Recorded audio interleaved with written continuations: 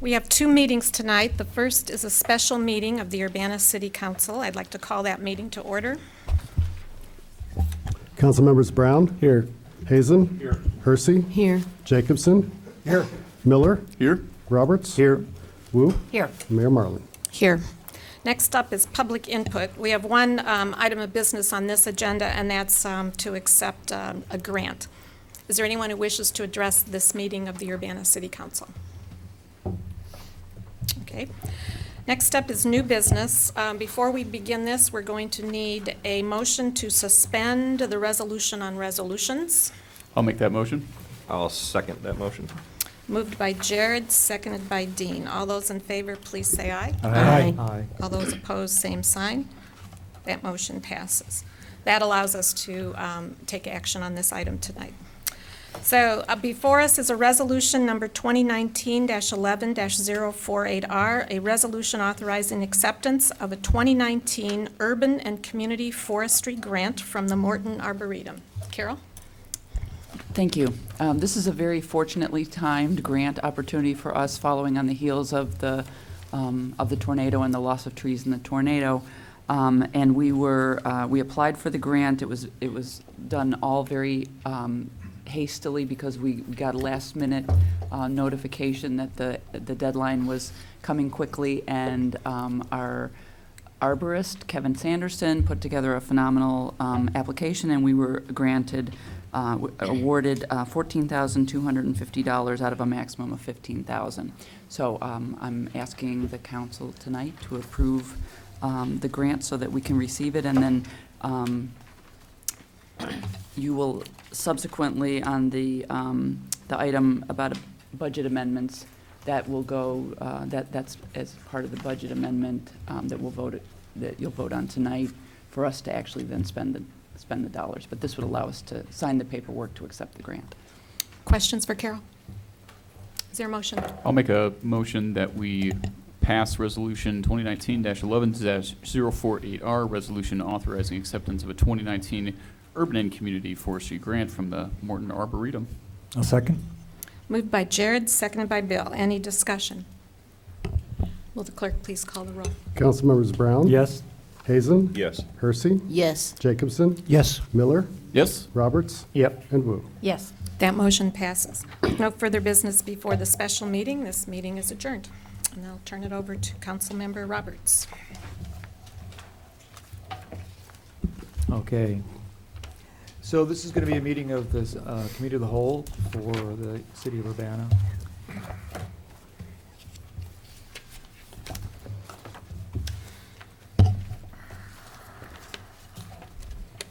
I'd ask the clerk to please call the roll. Council members Brown. Here. Hazen. Here. Hersey. Here. Jacobson. Here. Miller. Here? Roberts. Here. Wu. Here. Mayor Marlin. Here. Okay, great. Let's see, now we have the approval of the minutes of a previous meeting. Is there anybody who would like to make the motion? I'll move approval. Second. Okay, I'll give that to Dean Hazen, I think, because he's so close to me. All right. Were there any corrections or comments? None? Okay, all in favor indicate by saying aye. Aye. Any opposed? Okay, we're approving the minutes. All right, additions to the agenda, and I believe there is one. Mayor, would you like to comment on it? Yes, I would like to add as item 13 a discussion of the IHSA bid package. This is discussion only. Okay. Is there anybody, well, let's see, what do we need to approve that? Do we need to have a? We need a motion. A motion, okay. I'll So let's have make a motion to add the item. Second. Okay. Jared Miller and, Sharice. yeah, Sharice Hershey. All right, any opposition, any comments? No comments. All in favor indicate by saying aye. Aye. Okay, any opposed? All right, we're adding that to the agenda near the end of the meeting. Thank you. Yeah. All right, we have presentations and public input. We do have public input. Do we have a presentation this evening? No, we don't. All right, so there are a few people who would like to comment on one of the topics at this time before it comes up actually for discussion. So I'll just go through my list here. Stephanie Smith, would you like to come forward? You have maximum of 5 minutes. Does it matter which microphone? No, I think they should just get to close to one of them. Thank you. And this is about the school resource officer topic, right? Yes, it is. Okay, thank you. My name is Stephanie Smith. I'm an Urbana resident. I have kids in Urbana Public Schools. A well-researched and diplomatic letter was ignored by the school board. They aren't listening to our concerns, needs, or data. I will not rehash what others have said. ProPublica stated USD 116 had used isolated timeouts for years. I cannot find any information on it in any manual or handout as required by state law, but the FOIA request was noted on a public meeting agenda back in January. The UN's Mandela rules state that solitary confinement should never be used with youth and those with mental or physical disabilities or illness. The school district committed human rights abuses against our children. How can we trust they have stopped when they hadn't informed us it was even happening? You want to add additional officers on the district's dime. Meanwhile, we lack in resources and have massive gaps in care, transparency, and accountability. The biggest risk factors for child sex trafficking are involvement in the juvenile criminal justice system, the foster system, and poverty. This relates to survival sex. You are investing in and creating the conditions for our exploitation, and our community is in denial. Defy Gravity tried to profit off of teaching children ages 8 to 12 sex work this summer, and Smile Politely promoted it without an ounce of criticism. Defy Gravity has been teaching older minors pole dancing for years, I learned. Sexual performance by a minor falls under child sex trafficking laws. It's also how I got my start in underage survival sex at 15. Employees shared by races and Defy Gravity harassed me in person, in community groups, online, and even went as far as inciting violent threats, calling for my knees to be busted with lead pipes for speaking out. I had to file a grievance and leave my volunteer position. My abusers are still employed at Races. Races does not have trainings or services dedicated to child sex trafficking survivors or sex workers. The director suggested I look at the Children's Advocacy Center. The state's attorney at the CAC annual meeting told me that they do not screen for trafficking, that it doesn't happen here. They only investigate and refer. It was within the purview of Races' responsibility. They had no knowledge of the Illinois Human Trafficking Task Force report from 2018 and the recommendations of law enforcement, DCFS, et cetera, contained within. There was no report released in 2019. I attempted to reach out to my representative as she was on the task force to ask why no report had been released. Her staffer flippantly responded with irrelevant electoral matters. I will not play idiotic political games with the lives of survivors. My allegiance lies with the vulnerable and the suffering, the marginalized, criminalized, and hunted. Members of our community have been tortured and murdered by those tasked with protecting us. Your vote on this will demonstrate whether you are committed to just futures or if you would prefer to profit off the exploitation of vulnerable people. If you vote against our human rights, may you drown in dishonor. All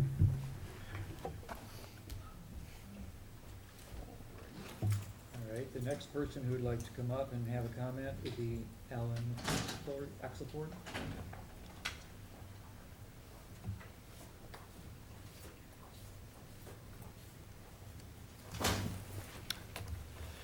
Hi, my name is Alan Axelrod. I live at 814 Sunset Drive, Unit 3. Intergovernmental agreements don't come out of nowhere. They don't come out of thin air. There are expectations that are set sometimes months in advance.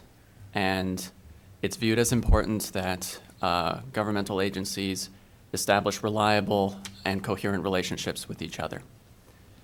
I would instead urge that there be reliable and coherent relationships with the people who come to speak, the people who have suffered.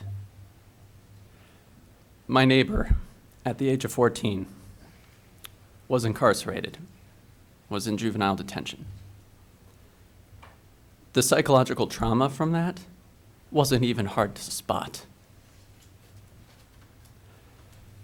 His little brother was talking to him saying, "But you weren't here. You weren't here." To which he responds, "I don't care. They can take me back."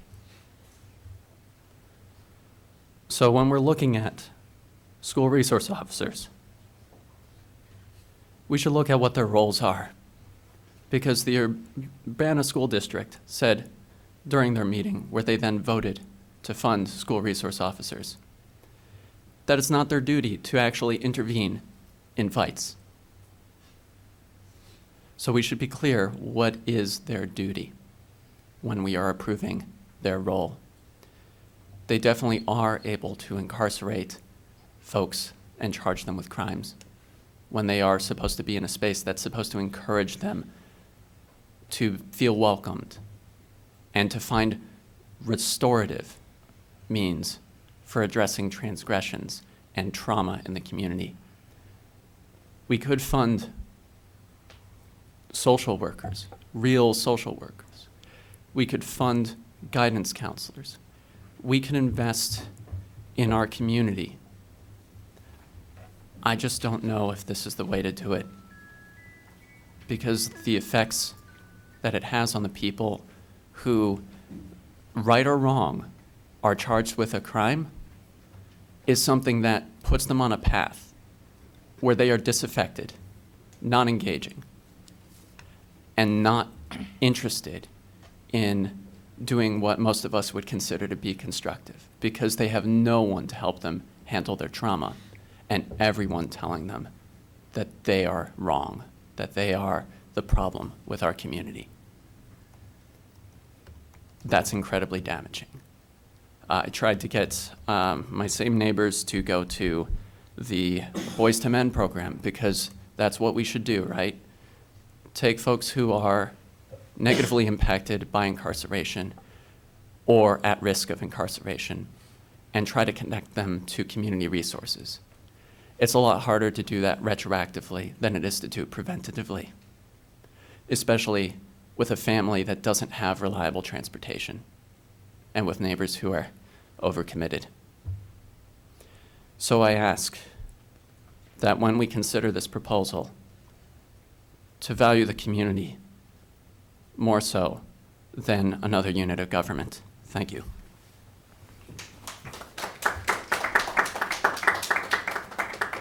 And one other individual wishes to speak at this time. Ben Joslin.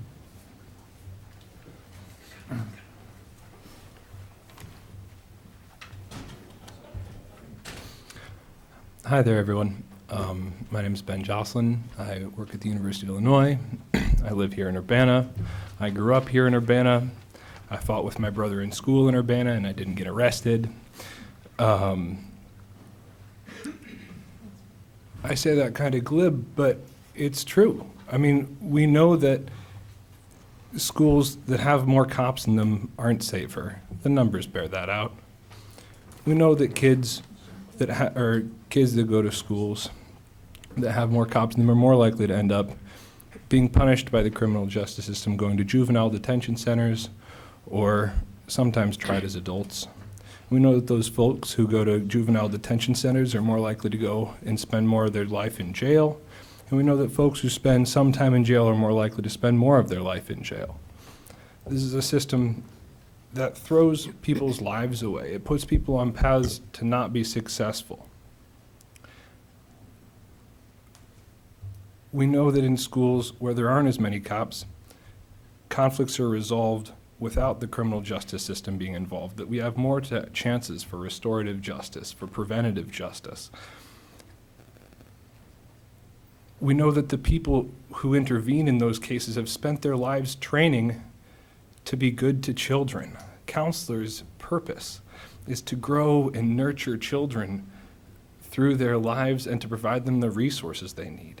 Teachers have spent years in school learning how to address and evaluate students' needs and to make their lives better.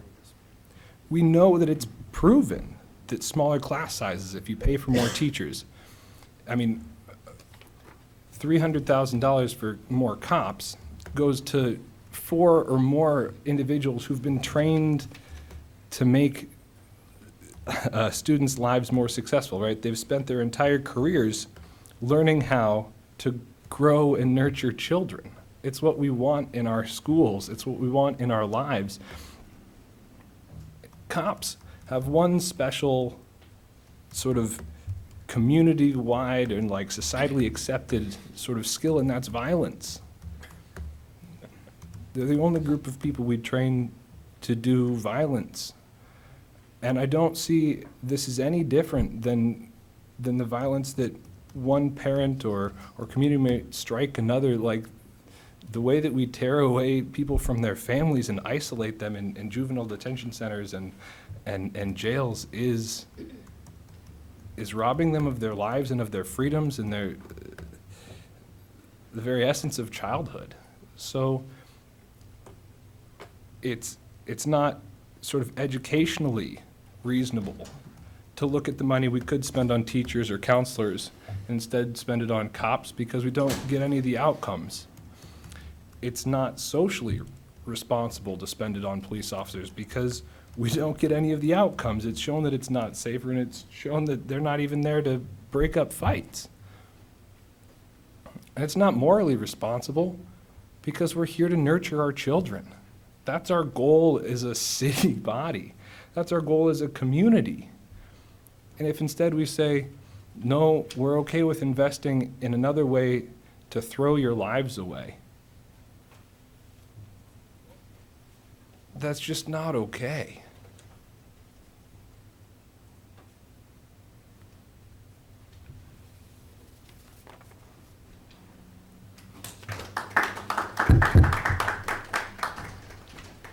All right, and another individual who'd like to speak is James Kilgore.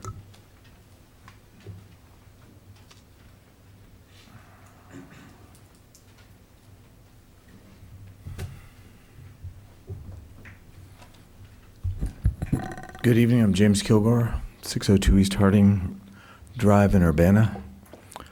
Speaking here tonight as the co-director of First Followers Reentry Program. We provide support and opportunities to people returning home from prison. And we're grateful to the support of the city of Urbana in our efforts. I'm here tonight to speak on the issue of additional SROs in Urbana schools. I think as First Followers, we kind of deal with people at the other end of the school to prison pipeline.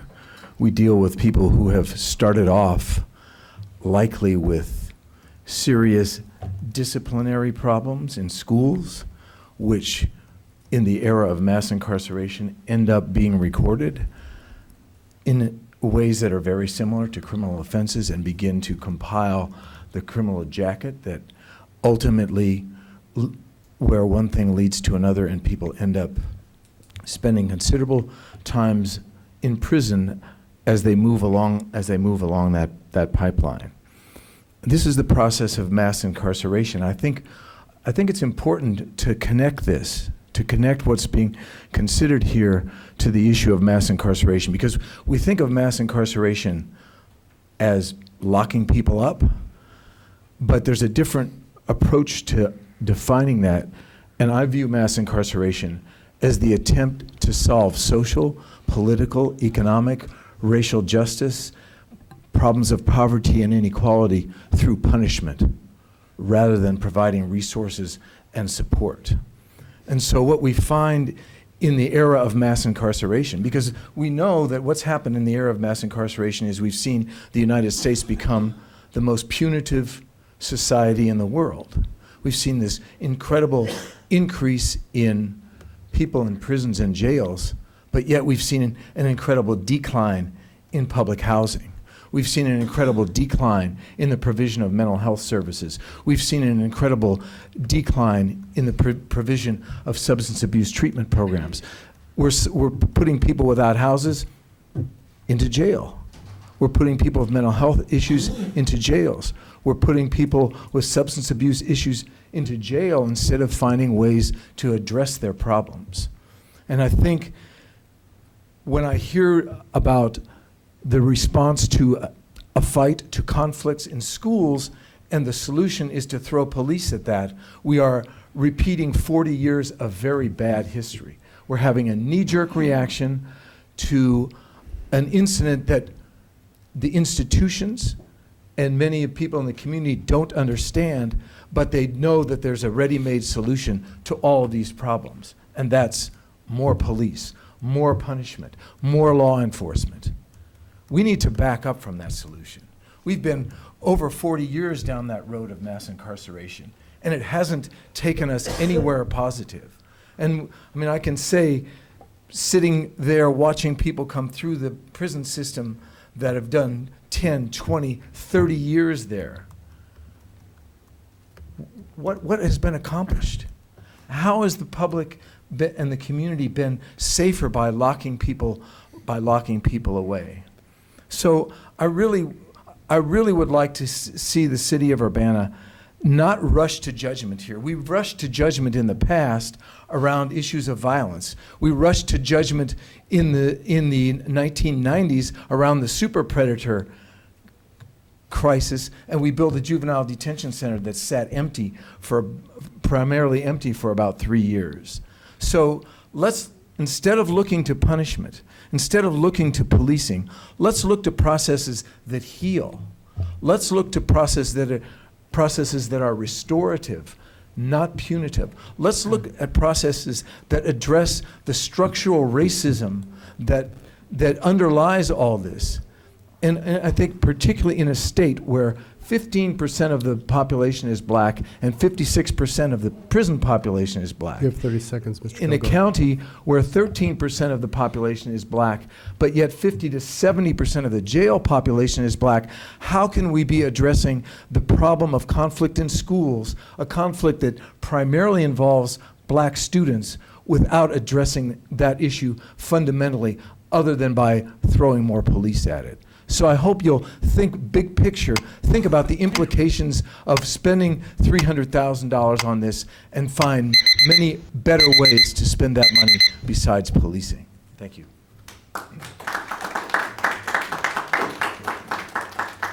Okay, we have 3 more people who wish to speak. Ricardo Diaz.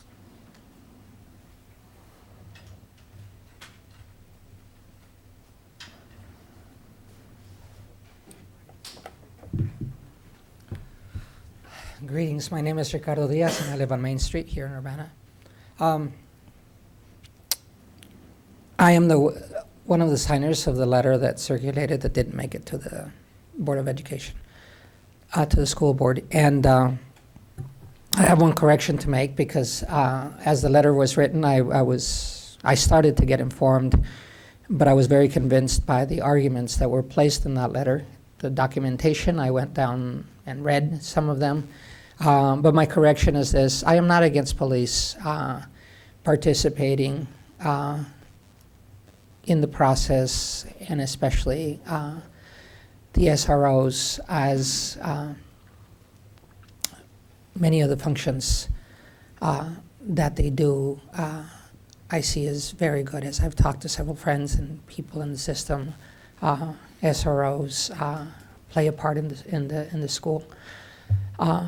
What I am against is having SROs acting like policemen at the school and carrying weapons like guns at the school.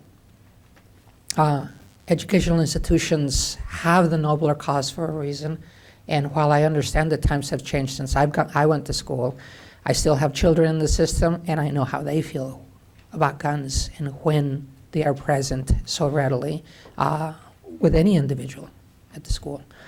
I do believe in the system of dialogue and in the process in which the city is, as a committee of the whole, before it goes on to the next level. And I appreciate this opportunity to discuss and to look at some of them.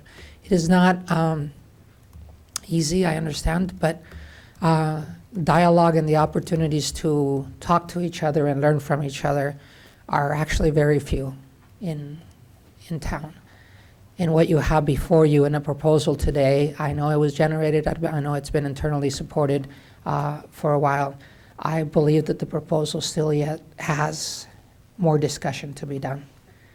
It barely passed the school board, and had that letter and had the information been before more people, I believe that it would have taken a little bit longer. And because now, as I've talked to other friends, as I've talked to school people, I understand their support for SROs, but when it comes to the details of this relationship between the city and the school, I believe that there's still more to be done. And so I urge you to look at it, amend it as required, send it back, and do a little bit more back and forth as we learn more. I also urge you, as you read the studies, that you also keep in mind stats go back and forth, but the relationship here locally is unique in that we have a strong police department, we have strong schools, we are doing better. And certainly in this situation in which we have enough controversy to get us out and complicate your lives a little bit more, we can do better. So let's slow it down a little bit, let's look at the provisions, and let's work at it together so we can do better. Thank you.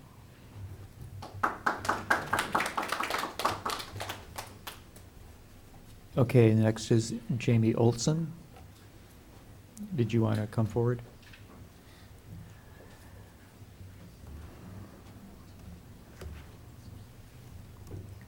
Hi, I'm Jamie Olson. I have a 4th grader at Yankee Ridge. I have 6th grade twins at their middle school. And I talked about this with them earlier this evening. I asked them what they thought about bullying and about violence in schools, and that there was a decision made that I disagreed with, but I didn't tell them what that was. I wanted to hear their views, so I'm going to represent my children. They said that violence in school needs to be taken seriously, and they would like to see more adults in place within their schools, and that an increase of adults might make it, A, more likely that people would not get away with something, and B, make a safe place for more kids. I asked them if they were thinking, and I said that is the solution, is adding more adults. What type of adults would be helpful? Neutral, where there's just more people present and responsible so that they can watch and see what's happening. A negative presence, which would be punitive, or a positive presence, which could be restorative and make a way for whatever the underlying things that are impacting our children at these schools to process that and heal. And I did not say the police would be punitive and counselors would be positive, but we know that that is true. And they said that having people who could help them process and help their friends process. And then I said what the decision was from the school board, and that it wasn't agreed upon, and that it was important to me to come and speak into this. And my daughter, who looks exactly like me, super white, super blonde, blue eyes, said, "Mom, lots of people don't feel safe with police. The police will create more unsafety by being more present, because so many people who have dark skin are not going to feel safe because there is," and she went on, and I'll just rephrase, we have a history in our community, we have a history in our nation, we have a history throughout, someone mentioned 40 years, it's gone farther back. I agree with my daughter that the presence of more police will not de-escalate the crises that our kids are experiencing. It will escalate them. I agree with Ricardo that having more weapons on each campus is not going to de-escalate. It's going to escalate just by the presence of them being there. Having more adults is a great solution, but I think that those adults need to be trained, and I forget what I worded on my paper, but you can have adults who are trained in restoration, or you can have adults who are trained in management of behavior, as in shutting it down.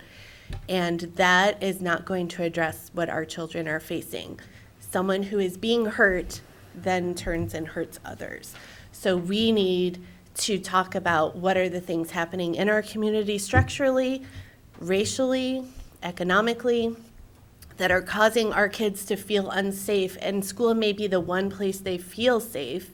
And then if we're going to escalate that situation rather than de-escalate it, then we are disservicing our children. And my kids don't feel unsafe around police officers, but they are very concerned on behalf of their friends and any classmates who are not white because of the history that we have. And I think that's an important consideration. I appreciate that they hold that view since it's not necessarily impactful to them. And I think since the majority of you are white, it is important for you to show that same respect for the percentage of people in our community who are not represented right here in this room and whose voice needs to be heard and who may not feel that they would be heard. So I'm here to speak on that. My children are speaking out on that. Ms. Olson, you have 30 seconds. Yes, thank you. And this is of critical importance. This is critically important. We have to pause this decision, and we need to change it eventually, but we have to pause it. This is not acceptable moving forward, at least without widespread community support. And if we can't raise that toward adding police officers to our schools, then we should not take that route. I have not heard support for it.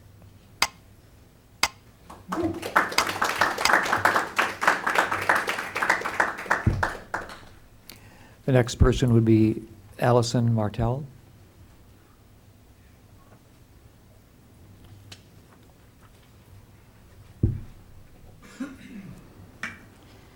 Hello there. My name's Allison. I've been a community member in town for about 11 years now. I'm a stand-up comedian. I heard a lot of very eloquent things to say. I don't have jokes, and I don't have as many eloquent things to say, so I'm going to try to keep this brief. I came here because I heard about this decision to increase police presence in town, and it made me very angry. I do not think that this is going to keep children safe. I think it's going to endanger them. I think it's going to criminalize them. I think this contributes to the school-to-prison pipeline. And I'm not going to be quiet about it. I don't think the community is going to be quiet about it. It got their attention. They're talking about it, and I haven't heard any support for this at all. I just want to make it known. I just wanted to make it known. Thank you. Okay, and the last one for this time period, James Corbin.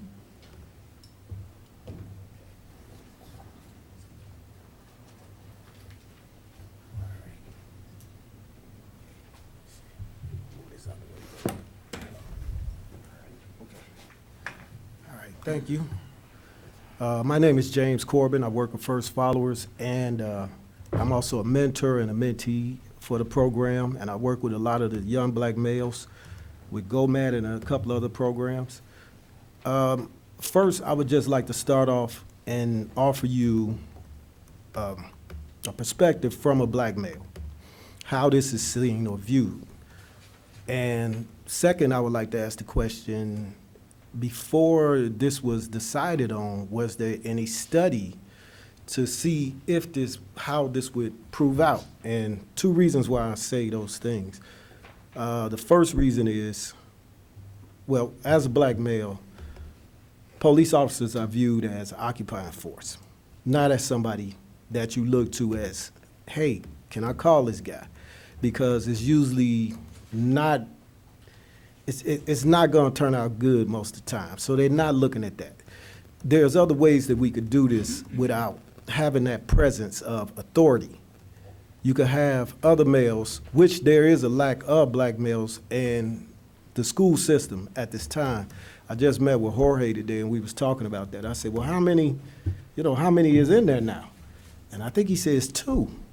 So a lot of this is not so much as violence, or it's more of a cultural sort of misidentity, because when you are speaking with one of the younger males they seem to come off aggressive, and that's taken as some as a threat.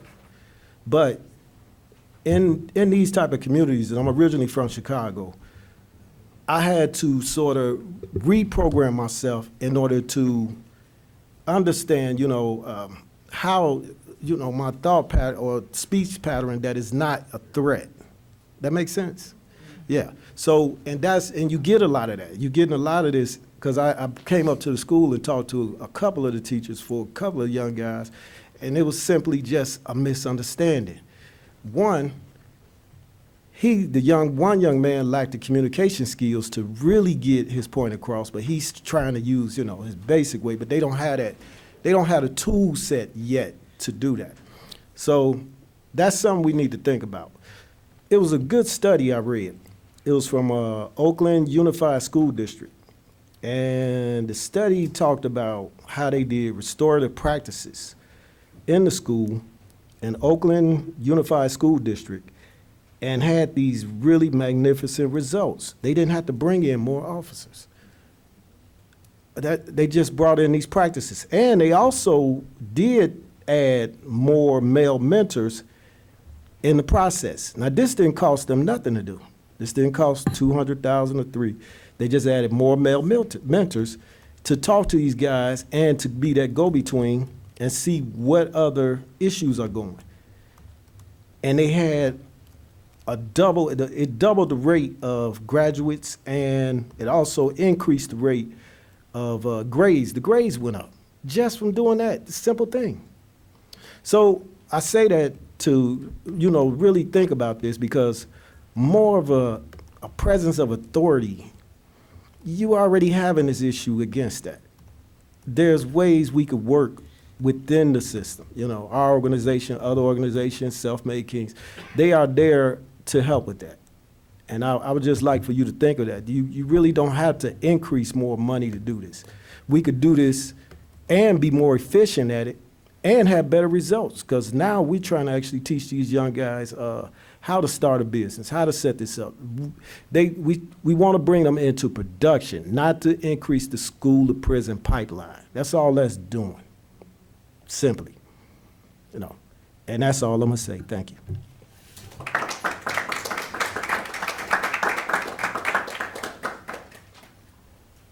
Okay.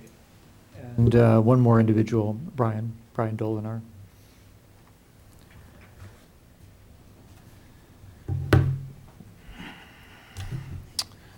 Good evening, I'm Brian Doliner. I live at 303 West Locust in Urbana. I have recently turned 8-year-old at Lille Elementary, Escuela Lille, and I am a writer in the community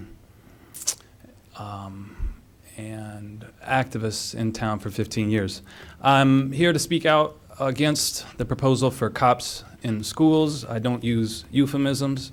These are police officers who will be in uniform and with guns in the schools. And I wanted, for the purpose of the public and for City Council, to give just a reminder of the brief history of what this step is, a step backwards. I spoke at the school board last week and wanted to reiterate some points again. That Urbana, in recent memory, has been taking steps towards racial justice and restorative justice methods, methods which were undermined when the previous superintendent was removed, the contract was not renewed. And now the effort with the new superintendent, with this proposal to put $300,000 worth of police in schools, that's annual, so we're talking about millions of dollars over the years. Putting this kind of money into schools is really a step backward and an effort to restore some semblance of law and order in the schools. This is a proposal that is being backed by Mayor Diane Marlin and the current superintendent, and is really a step backwards. Urbana was the first school district in the state of Illinois to desegregate. And now this is an effort to resegregate it, already deeply segregated community. Urbana does not want this proposal You have people coming up here and telling you so time after time after time now. Tonight, this has been an issue for some 3 weeks now. And I hope that City Council will make the decision to turn back this proposal tonight. I also want to sort of point out that this is an effort not to just invest in police, but divest in the schools. This is money that's going to be used to balance the city budget on the backs of the schools. This is money that will be taken from the school district and given to the city for police, to support police pensions. This is millions of dollars of money. There are groups in this community who are doing restorative justice work, racial justice work, and are starving for money. They're working on a dime as it is. They get paltry amounts from local government compared to the gigantic task at hand. And so I wanted to appeal to the City Council tonight to please turn back this proposal. And thank you for your service and your attention tonight.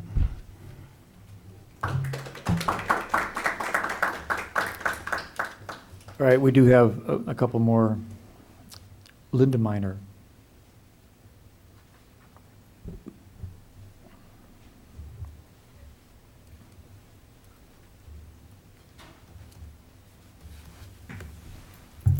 Good evening.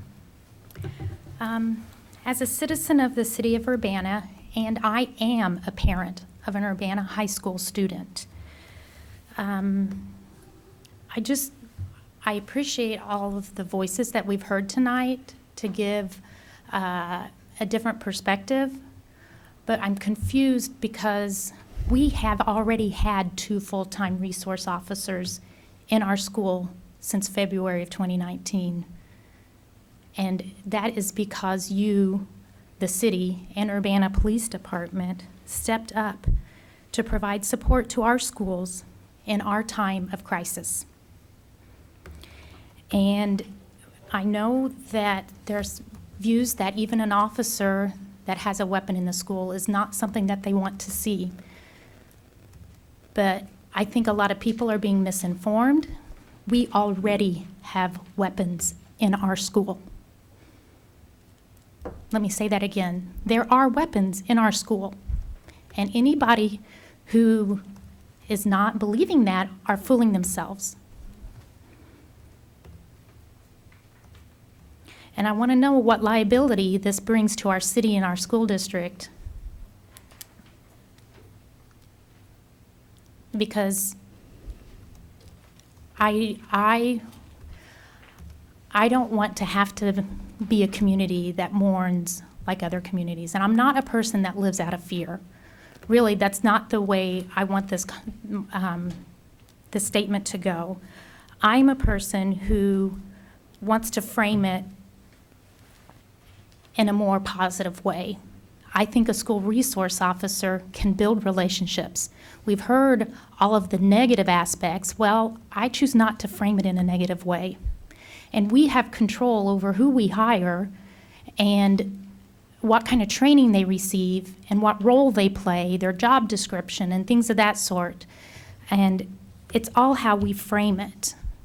And I choose that we heal all of this negative impact by building relationships. How else are you going to break down barriers other than building relationships, spending time one-on-one, face-to-face, not on a device, not on a digital world? We have to start talking to each other face-to-face. And if we want to break down fear, racial feels or racial biases or, fears of the police, we have to spend time with one another. I thank you for your support throughout the year that has offered Urbana School District the time to rebuild, plant trust, and create stability so that our support services that we do have and we do well can function effectively.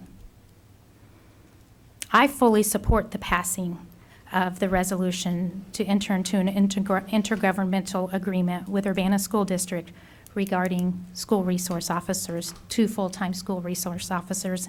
And again, I thank you for your service and your commitment to making Urbana better together. Okay, thank you.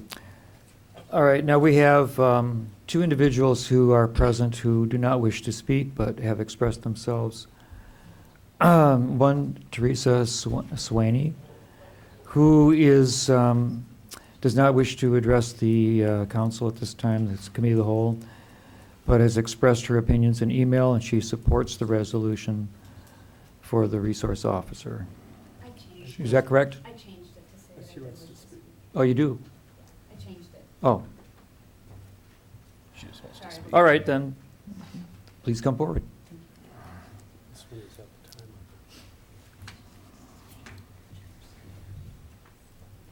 of- My name is Teresa Sweeney. I'm a nationally certified school psychologist in the community, not in Urbana schools.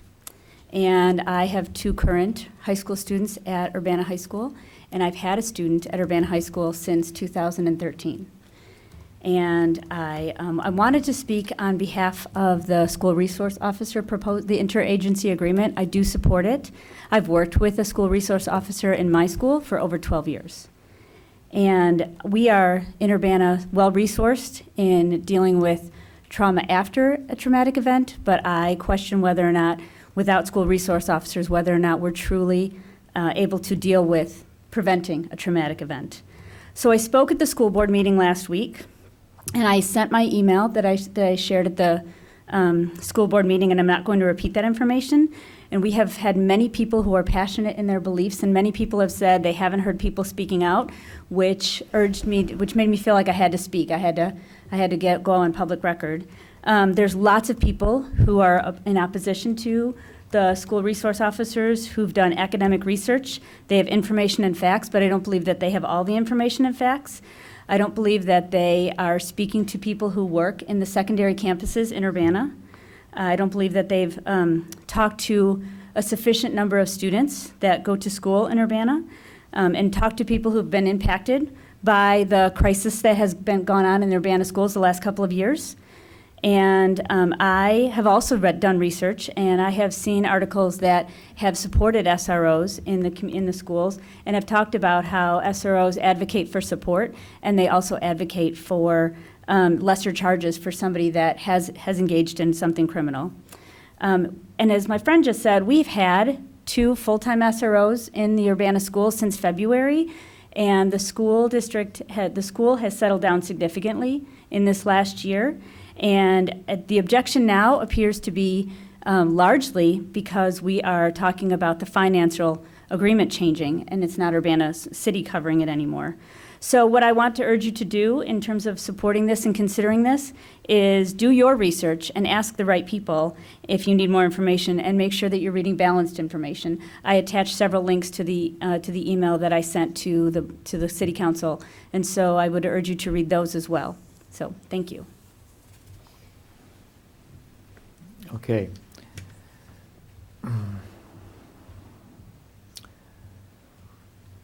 All right, and we have another individual who does not wish to address the members, is in support of it. That's David Guth.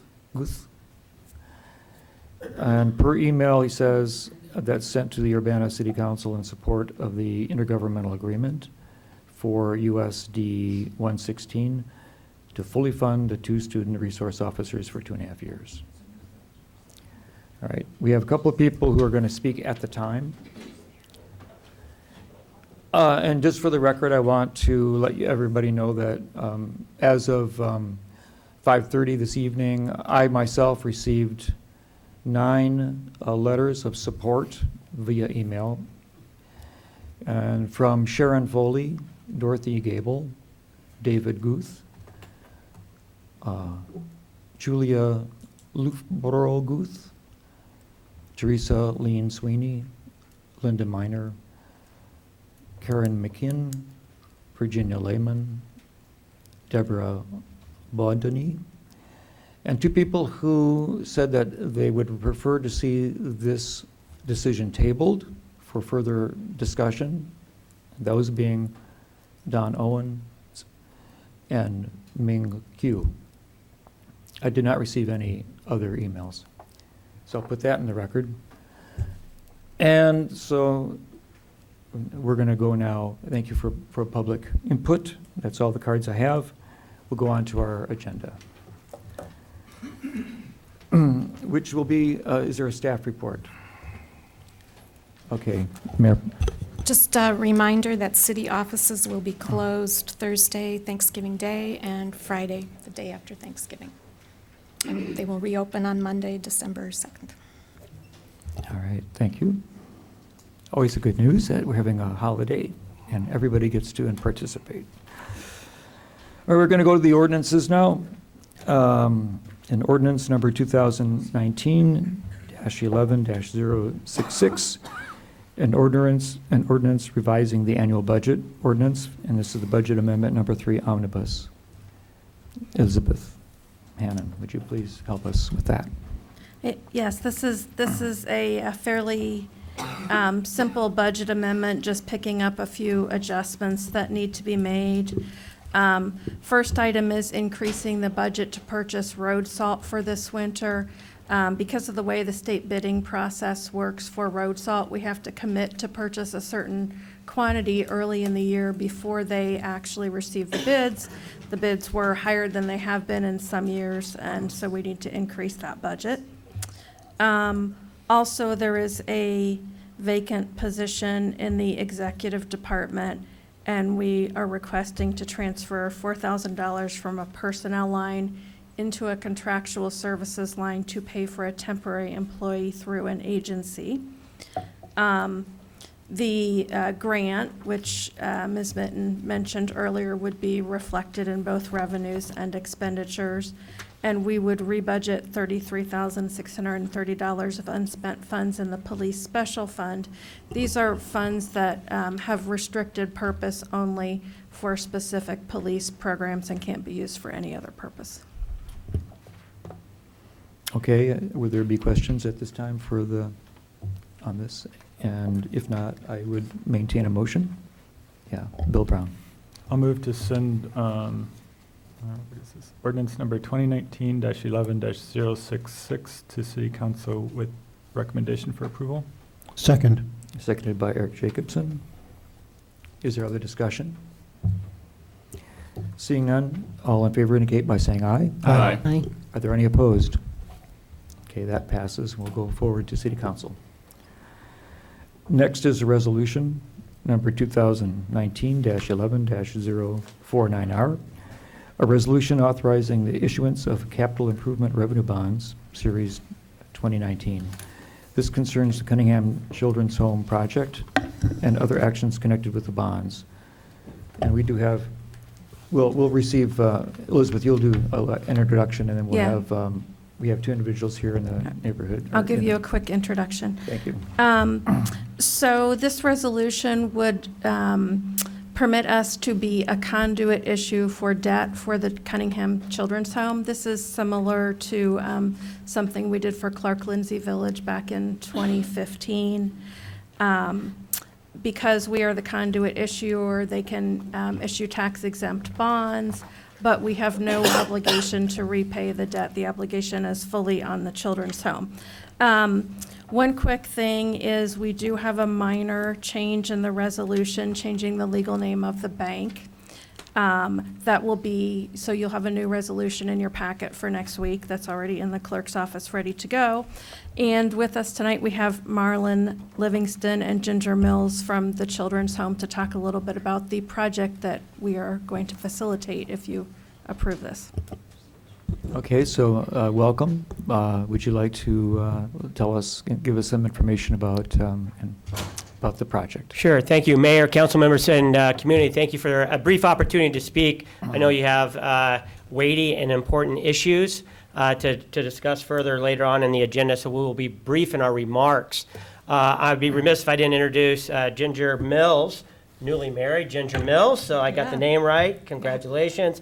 Haley Wright, Chief Financial Officer, if you raise your hand, Haley, Chief Financial Officer for Cunningham Children's Home. Jerry John, our corporate counsel for decades. That's not an indication. He looks quite young, but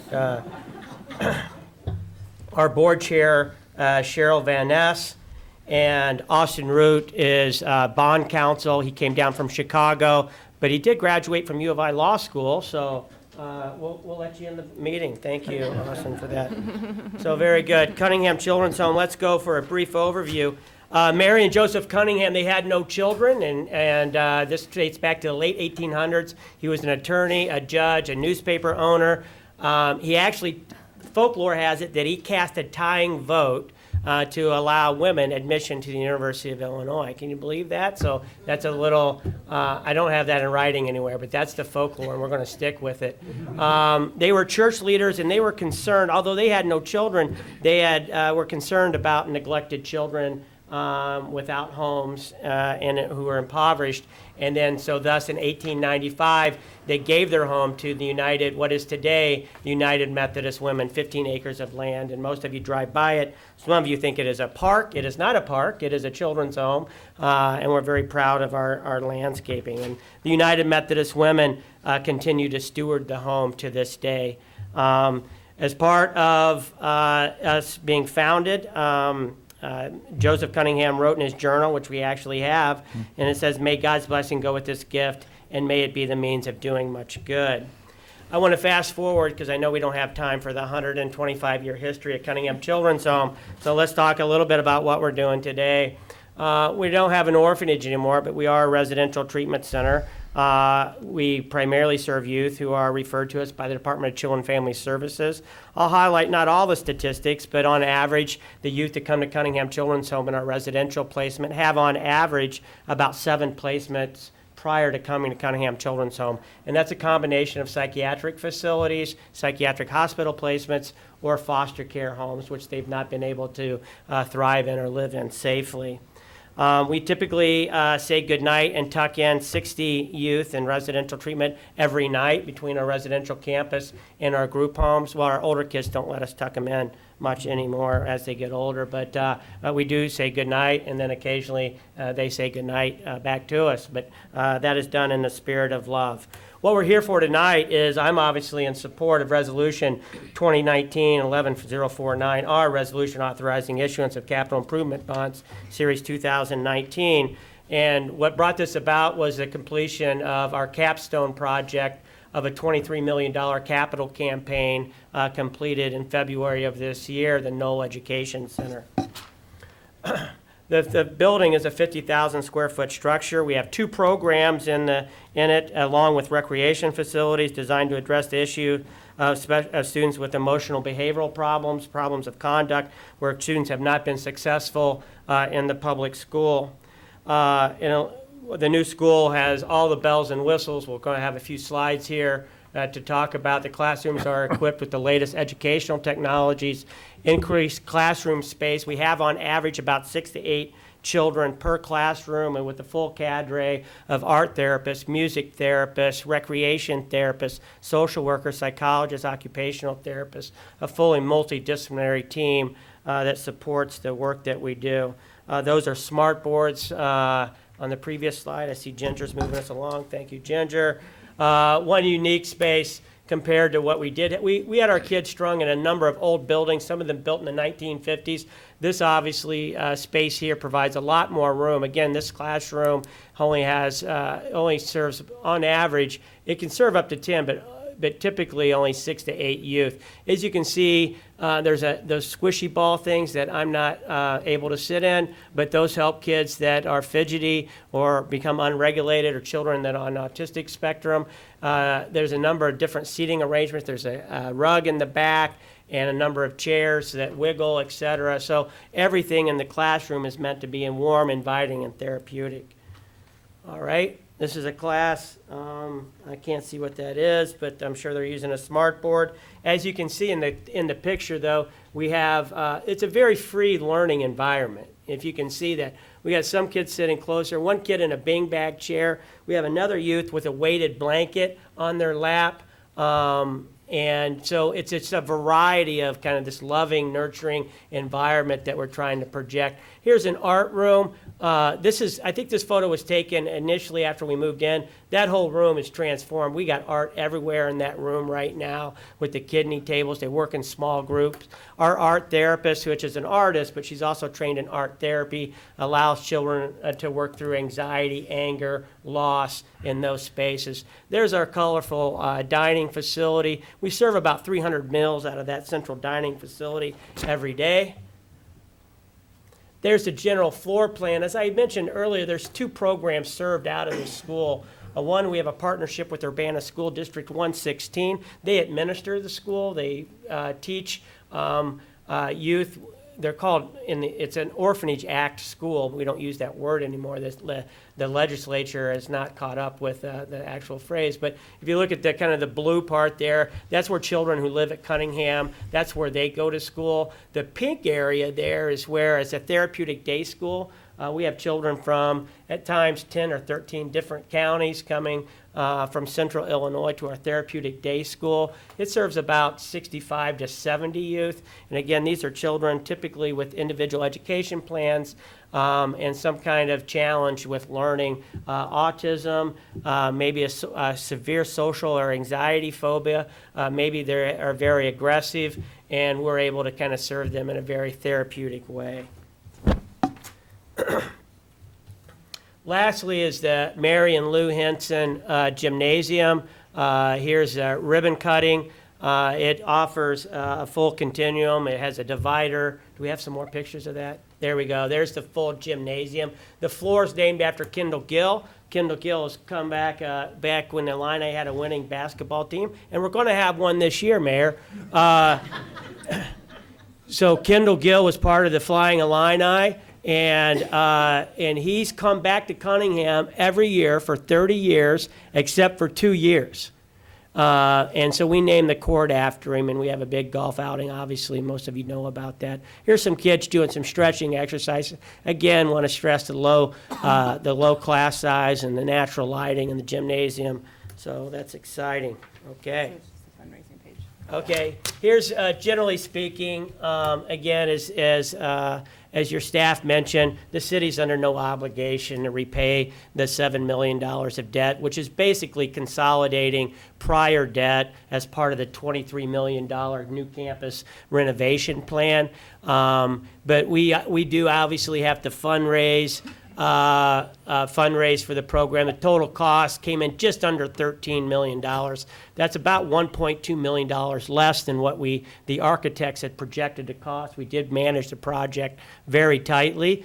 Our fundraising goal was $8.5 million. We're about 87% of the goal. There's still time to put your name in the building. You can see me after this. So we're about $1 million left to go on the fundraising side. And again, thanks to the great work of the United Methodist Women and our fundraising team and the great work that our staff do there every day. Pursuant to any of your questions, again, I'd ask that the council members endorse the resolution tonight. Thank you very much. And so did everybody who wanted to speak for the Cunningham come forward? Okay, good, all right. So comments, is there a motion? Want to open up discussion here? Yeah, Bill Brown. I had a question I guess a question for each staff in Cunningham. So I understand that this will refund a lot of the bonds you have out, or the debt you have out. Are you also going to be doing more construction soon? I went to the opening, and I think over spring break you guys had the opening, and I know the mayor did too. But it's a really beautiful facility. Do you have plans to do more additions or constructions right now? This project represents the final phase in our master campus plan. we're going to take a bit of a breath. So currently, there are no current plans to do additional building on the site. So, but we are a growing, thriving organization. I'm very proud of the fact that we're starting to move out in the community with runaway and homeless youth programs now. We opened up Hope Springs Counseling Center 2 years ago. That's on a sliding scale. We're one of the few behavioral health centers that take Medicaid in the county. We are currently funded by the 708 board to work with families as part of a family intervention model that is free to families. So we're very excited about the work that's going on.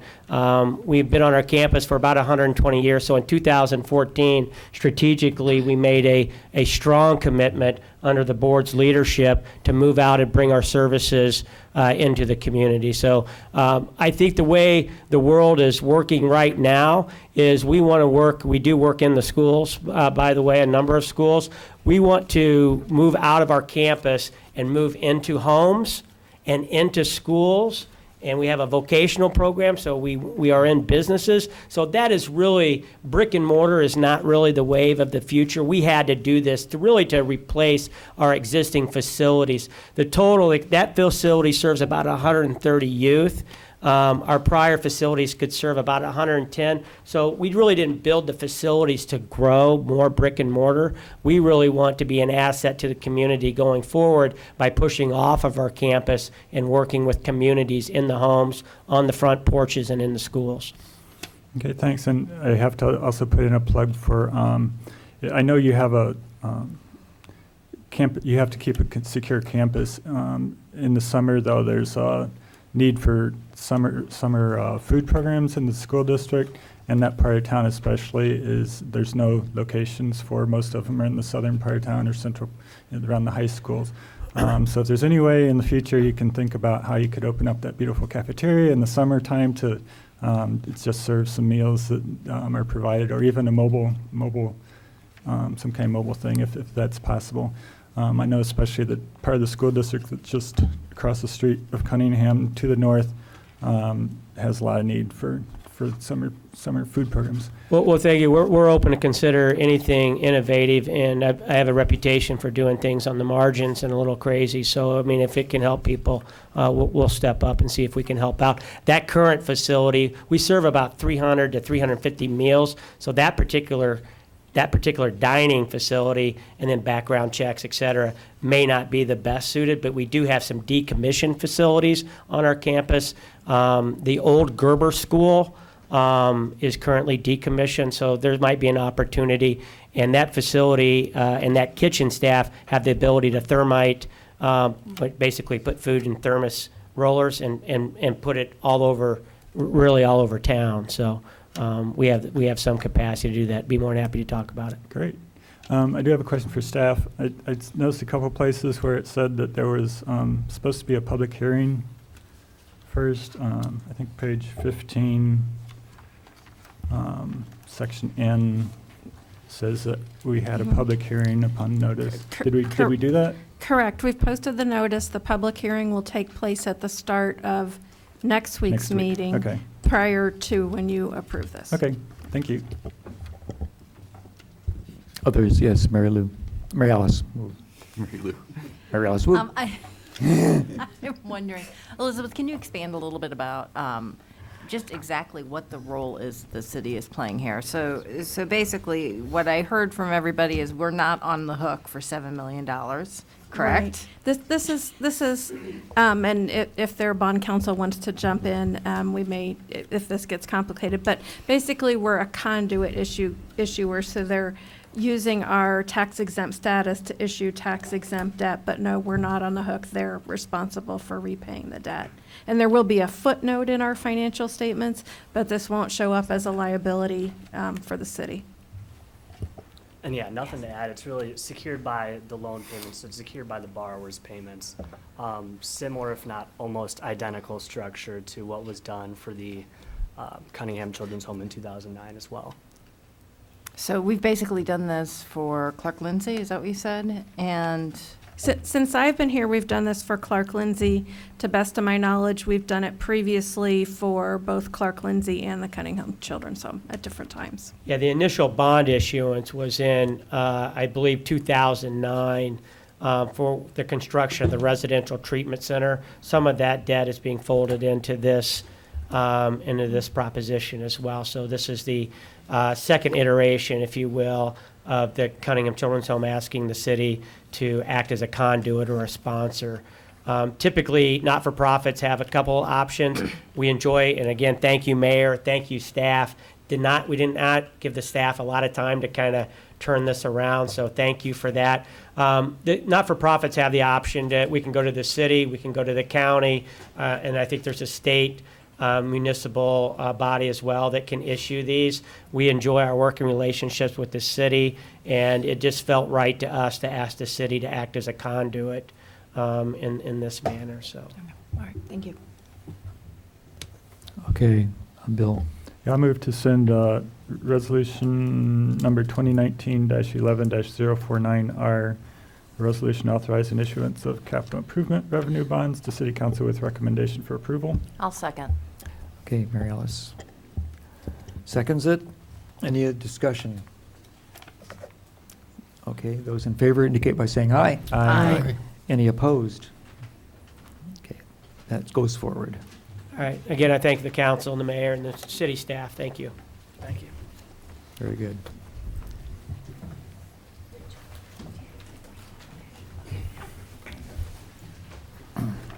Okay. Next, we have ordinance number 2019-11-068, an ordinance amending the Urbana City Code, Chapter 2, to add a member to the Market at the Square Advisory Board, and this would be a representative for the food truck businesses. Lori. Thank you. Pearson. I don't have too much more to say than that, other than the Market at the Square Advisory Board has asked for this new member category to be added to their composition in order to represent the food truck vendors. So with that, the staff is also recommending approval of this ordinance. Okay, are there any questions for Lori on this topic? Could I ask, how is the market doing this year? I mean, we've kind of ended a busy year, but...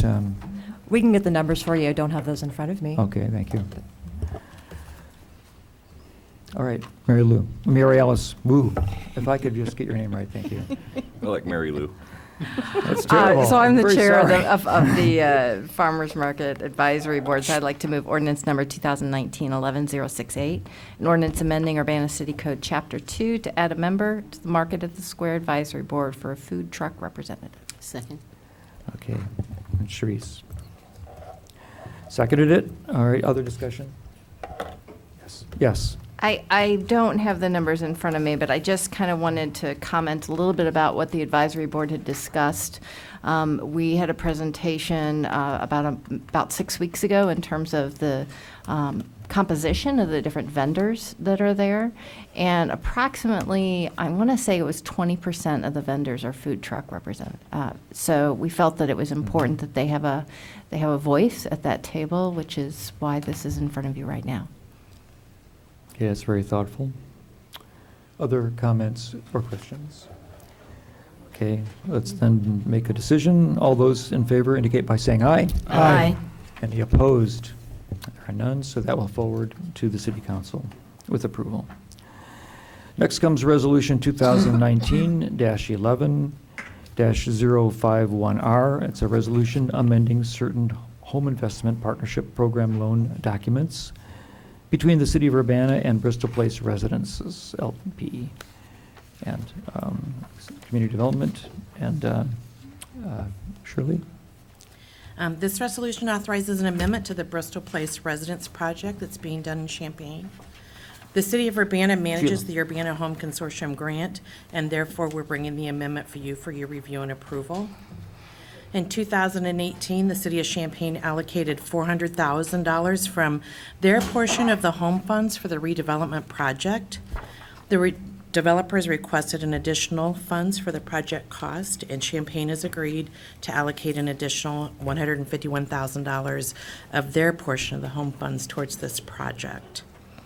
Approval of the program will further goal number 1 in the City of Urbana and Urbana Home Consortium Consolidated Plan FY 2015-19, which relates to the provision of affordable housing. Authorizing the amendment will not have an impact on the City of Urbana programs or budget. Does anybody have a question for Sheila? Yes, Sharice. So I know when I was reading this, I really didn't understand, why is Urbana involved in the Champaign? We're Who's the its- lead entity of a grant that we get that serves Urbana, Champaign, and the county. Uh-huh. So we get this year we got a little over $750,000. Mhm. And then that is broken down by population. So the county gets like 18% and Champaign gets 51% of that pot of money.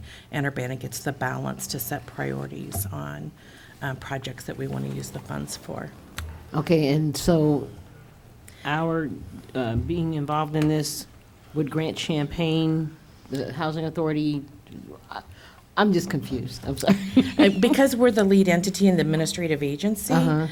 It's our role to bring it forward that they would like to allocate more money to the project. So It's the not project is not yet completed, is from No, what it's like 85% complete. Okay, and what is how is that housing going to go exactly? You said something about affordable housing, I didn't know, because, of course, I don't live in Champaign, but I live close to where you're talking. Mhm. So what I'm talking, are they selling property, or are they renting property? They'll be doing both. Okay, so some of that property will be sold and some will be rented. Is it open for housing now? It should be open by the end of December. They've got some tax credit money in there that's requiring them to be able to move forward by then. But I go to their draw meetings every month, and they are probably 90% done when I was there a couple weeks ago. In those meetings, did they happen to talk about whether they were going to put a sound wall between the railroad tracks and that area? I can't see why anybody would live there. I hear the train all the way, and I don't live right next to the train. And there are train tracks right there, so I always wondered, why are they building a house here? Or a whole development? So that's, is there going to be any kind of noise reduction, something done? Is that the last thing that they're going to do? I don't know. Since we're given money and we have to bring it up or whatever, that's what I thought. Yeah, it's the City of Champaign's allocation that they're giving to this. It's not the City of Urbana money. Okay. And they are building it to meet the environmental standards of the federal government. So there'll be certain noise decibels that they have to keep below. And they can do that by different construction techniques and windows and that type of a thing. So I'm sure that they are. I've not been on the beginning stages of this, but I'm sure that they will meet the federal guidelines. And it's affordable housing right next to the train tracks? Mhm. Yeah. Okay, just wanted to know. All right. I did once live in an apartment next to a railroad track, and I found that after about the second week, I didn't actually even hear the train anymore. But that's my story. All right. Are there other comments? Is there a motion? I'll make that motion to send resolution number 2019-011-051R, resolution amending certain home investment partnership program loan documents between the City of Urbana and Bristol Place residences before to the full council recommendation for approval. Thank you, Jared. Second. Eric Jacobson made second. Other comments or discussion? Okay, seeing none. All those in favor indicate by saying aye. Aye. Aye. Any opposed? No. All right, that goes forward with City and Council with approval. Okay. We have one more thing, and I see Sheila's still here, and she's going to have a little bit more work to do. Resolution number 2019-11-052R, a resolution approving a certain intergovernmental agreement between the City of Urbana and the Housing Authority of Champaign County. Would you like to introduce that, please? Sure. This resolution authorizes the execution of an intergovernmental agreement with the Housing Authority for the provision of environmental review services. Any entity that receives federal funds from HUD, such as CDBG, home, or public housing programs, is required to conduct environmental reviews on their activities and projects. Under 24 CFR Part 58, the City of Urbana is deemed a responsible entity for such services on behalf of other entities, including the Housing Authority. Staff has received environmental review training, which included recent policy changes regarding the process, and have established a relationship with HUD and environmental field staff. Under this agreement, staff would perform the necessary reviews for the Housing Authority for reimbursement on a per-file basis. This will assist the Housing Authority to provide affordable housing for residents of Champaign County, and it's a goal consistent with the city's consolidated plan and comprehensive plan. Approval of this agreement will result in revenue for staff time to complete the reviews. And we've done this since at least 2014, so this just updates that agreement. Okay, Bill Brown, first. So I see it's a flat rate. Does the review take more time or effort if the property's bigger or has more parcels, or is it pretty much just doing some research on one property? Or I don't think it takes any more time because you're looking at the same type of things regardless of the size of the property. So you're looking at the floodplain maps, you're looking at if there's any protected species or wildlife, you're looking at any environmental hazards that are going on. So it doesn't typically matter the size. It's really more location driven. I understand the Housing Authority is doing projects in other county now, so would there be travel included in that? No, typically, since I've been here, we've done 3 outside of the county. One of them, they hired a third party to do, and so we just were the reviewer of their work. The others we were able to do here internally and did not travel. Okay. If there's travel involved, I think we could add that on. Mm-hmm. Yeah, Mary Ellis. Got my name right. Third time's a charm. So we've been doing this since 2015. I'm wondering approximately how many do we do each year? Since I've been here, we've done 7. Total. So it would depend on their activity, the Housing Authority's activity. Some of the projects that are in Champaign will do them. If they're in Urbana or countywide, Urbana has done them. So like the new one that's getting ready to start, Pinewood Development in Urbana, we've completed the environmental review for it. So it just kind of depends. So did they have intergovernmental agreements with, the city of Champaign as well to conduct the same? Okay, all right. Okay. Bill Brown. I'll move to forward resolution number 2019-11-052R, resolution approving certain intergovernmental agreement between the City of Urbana and Housing Authority of Champaign County to City Council with recommendation for approval. Second. And Eric would second it. Eric Jacobson. All right, is there other discussion? Okay, all right, seeing none. All those in favor indicate by saying aye. Aye. And any opposed? And the mayor got her vote in. Oh, you're not voting. Oh, you tried to vote, though. Okay, all right. Okay, that passes. And that'll go to the city council. Next is resolution number 2019-11-050R, a resolution approving an intergovernmental agreement with the School Resource Program Intergovernmental Agreement. That's rather interestingly pronounced, with Urbana UPD, Public Police Department. Yeah, usually we like do an introduction and then we go to public input. So if you want to cover the introduction and then step aside, we'll do 3, or there's 3 individuals who wanted to speak at the time.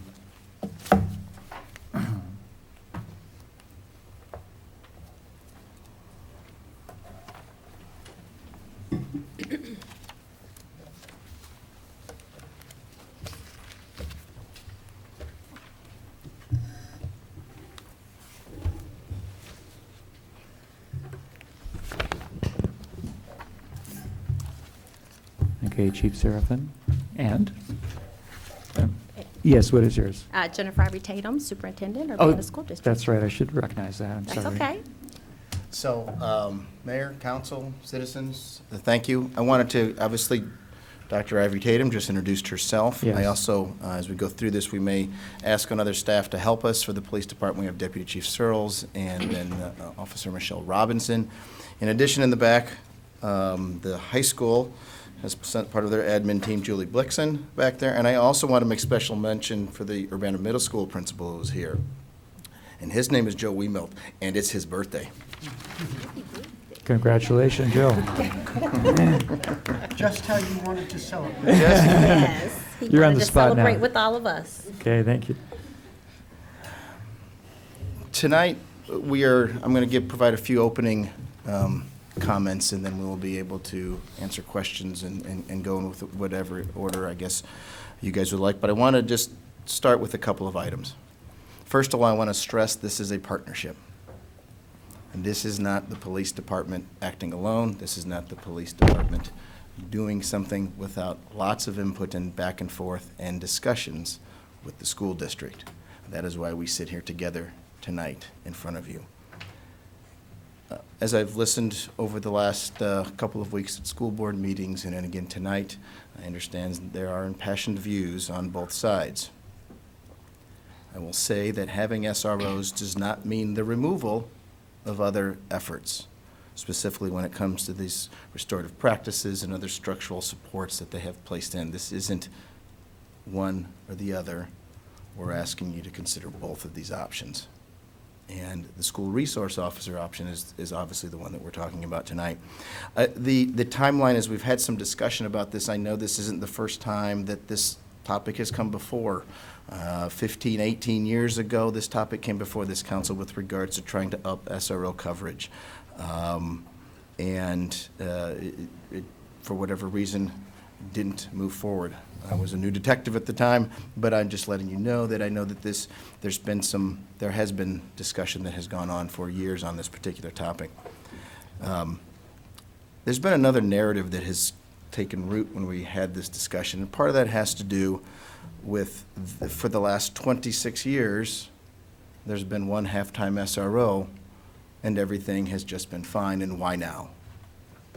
I'm here to offer that I don't believe that for 26 years it's been just fine with a halftime SRO covering both schools and then using the rest of the other half of their time to manage a detective caseload.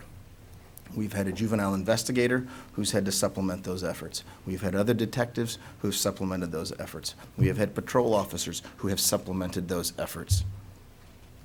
We had the street crimes unit, a problem-oriented policing team that supplemented those efforts, and I'm familiar with that because I oversaw that in May of 2004 when the school wasn't all sunshine and rainbows at that time. So I would just want to make sure that that's clear. I think I might have said that in other presentations, but I just want to mention that again. It's been almost a generation since the initial plan that we put out with regards to our halftime SRO covering 2 schools. And the world has indeed changed. And we do have, in 2019, more youth gun violence than we have had in prior years. Last year was indeed a sort of watershed moment. And I will say again, in a couple different times, I will quote different people in here, but Preston Williams, who was the longtime superintendent, when I asked him specifically about this back in early spring, we had a conversation, and I said, is it time for us to sort of change our model? Because the police department took that halftime SRO and made it full-time at the high school in October. And in February, we pushed that SRO to cover 3 out of 5 days, and we had overtime at the high school to cover the last of the school year from February through the end of the school year. And then we began that same process in August when school started. Matter of fact, we added to that then this fall at the request of the school so that we would make sure they had what they needed to make the school year start well. And it evidently has been going well. And so in August, we had a SRO assigned, Michelle Robinson, to the middle school. The role of the SRO is something that's come up, again, many times. And I will just wanted to say very briefly that this is sort of a continuum of sort of experience when it comes to the SRO. Most of the time, sometimes it's just simply as simple as a sense of security. And I know that that sometimes people, not everyone feels that way. but we have had a calming presence. I will not stand here before you and say everything that's happened at the schools this fall and it's better is because of the SRO. I will offer that it's at least part of the rationale and part of the reason as to why the school's year has gone better. In addition to that, we clearly have the armed intruder issue. I think last week there was some discussion at the school board meeting with regards to whether or not that one officer could make a difference. And I don't know the answer to that. I don't think any of us know the answer to that. And I think that will depend on time and place. But to have that officer there, armed and trained and ready to go to work, is absolutely vital. The one other thing I wanted to mention with regards to the SRO and their role is that part of what we envision for this is that there's an opportunity for them, as you might recall for our presentation about 6 weeks ago, was to fulfill those 3 roles, that teacher role, that informal counselor role, and yes, that law enforcement officer role, should it be necessary. However, this is an absolutely fantastic opportunity for us to increase these non-enforcement contacts and to have interaction between police and the public. And in this case, that public are the students. I'll go on just a little bit. I know there was some other, and some of what I'm addressing are issues that I've seen come up here over the last few weeks as we've done this. With regards to the review and evaluation of the SROs, I know as you looked into your materials that came out on Thursday that when it came to that section, it was maybe not as detailed as other pieces of that. And I will say that that was an intentional act as we went through this and discussed this. One of the things that I looked at, because you can find indeed some legal templates and boilerplate language on just about everything in the world. So as we got some of that material back, we looked at some of what we had found and we weren't pleased with what we found. And we didn't think it was going to fit our Urbana model. So we decided that we wanted to try to leave ourselves some opportunity and some room to grow and some room to work together and try to make those sorts of evaluations, whether that's specifically with regards to the officer themselves, so we would have the interaction with their supervisors, whether that's patrol sergeants who happen to be there, or more likely their Lieutenant Matt Bain within our services division. He's going to be the direct report for those officers. Whether it's school administrators or other staff, we can also watch through even body camera footage. They too will have that bit of equipment on them. And then in addition to that, when it comes to the evaluation of that SRO, we would actually have our traditional evaluation process. With regards to the program review, which I think is also one of those discussion points, we will indeed have our traditional statistics that we have. And whether those are field interview cards or reports that document involvement of officers, whether that's a report that's involved in even things like arrests should they happen. It will include youth assessment center referrals, whether charges are filed or even not filed, what the final dispositions are. Well, we'll have our traditional statistics available to us when the officers compile their documents. We'll also have access to school statistics, and whether that's documents that they have with regards to even fights and other issues that they deal with, we will be able to work with them when their support interventions have been tallied up. We'll have feedback directly from the schools as well, whether that's central office staff as in superintendent folks, whether that's administrative staff for either the high school or the middle school, depending on which place we are. And then again, the SIs and the SEAs, get that right? Mm-hmm. Those support staff people. We would have feedback from them. And another interesting area of feedback, as we've had some thoughts and discussions and talked about it, is the power of that narrative story. The idea that we'd be able to get feedback from those officers when certain things, not necessarily a tally mark on a sheet, but when we hear stories about the SRO who's taken someone home who didn't have a ride, or when we have some of those stories, those types of things I think really make this particular program real. Not all of our feedback along those lines is quantitative. We can't always necessarily prove the negative. I told school board member Tori Exum when she spoke last week I was going to steal one of her lines, and that line was prevention through connection. And that when we have those school resource officers there in the building, we don't know what they might prevent by simply being there. It might be a specific deterrent effect where someone maybe might not do something because the police are in the school, or it might be she said something nice and she somehow consoled someone that made them choose not to make a bad decision. And that leads directly then to, I guess, one of the last introductory remarks I wanted to make, which had to do with the culture of the school resource officer program. One of the things that I have told the briefings that I've been to and our current officers is that I want them to treat the citizens with grace and respect. Do your job, but treat them with grace and respect. That starts with me, and then that permeates down through our chain of command through Lieutenant Bain into the school resource officers.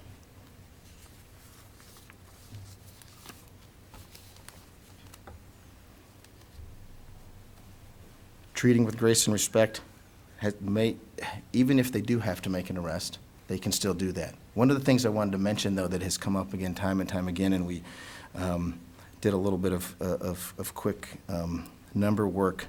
We only went back 5.5 years, and we chose that point because that's when Matt Bain became the SRO at the year when he was in the Detective Bureau at about 5.5 years ago. This covers his term, Jeff Steinberg, Darren McCartney, and Michelle Robinson. As a matter of fact, McCartney and Robinson would have obviously overlapped this fall since about Labor Day. And so we looked at these school resource officers who made arrests on school property for school-related events that involve students, not angry parents, but students. And over those 5.5 years at 2 campuses covering 4 officers, we found 35 technical arrests. I say technical because 2 ultimately ended up being notices to appear to 18-year-olds. So we had 33 custodial arrests for 2 campuses. 24 of those arrests were referred to the Youth Assessment Center.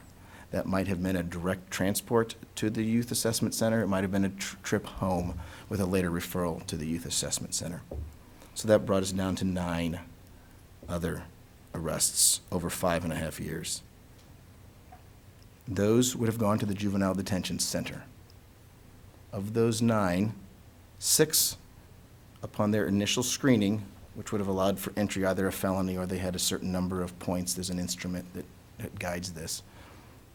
6 of those arrestees were later referred to the Youth Assessment Center, which left 3 who were technically detained at the Juvenile Detention Center. 1 was charged, 1 was no charged, and 1 must have been fairly recent as it's still pending matter at the state's attorney's office. Of those 33, no arrests no students were sentenced to the Illinois Department of Juvenile Justice or the Department of Corrections. 30 of the 33 arrests were ultimately referred to the Youth Assessment Center for Services. School Board President John Dimmitt last week said something, and I'm stealing this as well. He described our efforts as being a search for services as opposed to a search for a cell. I hope that answers at least a few of the questions and some of the concerns that were brought up over the last couple of weeks here, especially since last Thursday when we produced our materials. I wanted to, at this point, allow Diver, if you have anything you would like to say at this point, I will gladly be quiet for a moment. No, I've talked a lot in the last few weeks, so. So I guess if you'd like to. Okay, so maybe what we'll do is have questions, if you have, for these 2 individuals, and then we'll have public input, and then we'll have the discussion. Okay, go ahead. Bill Brown. Yeah, I had a question about searches. I see that if the SRO is asked to assist in a search by a school employee, then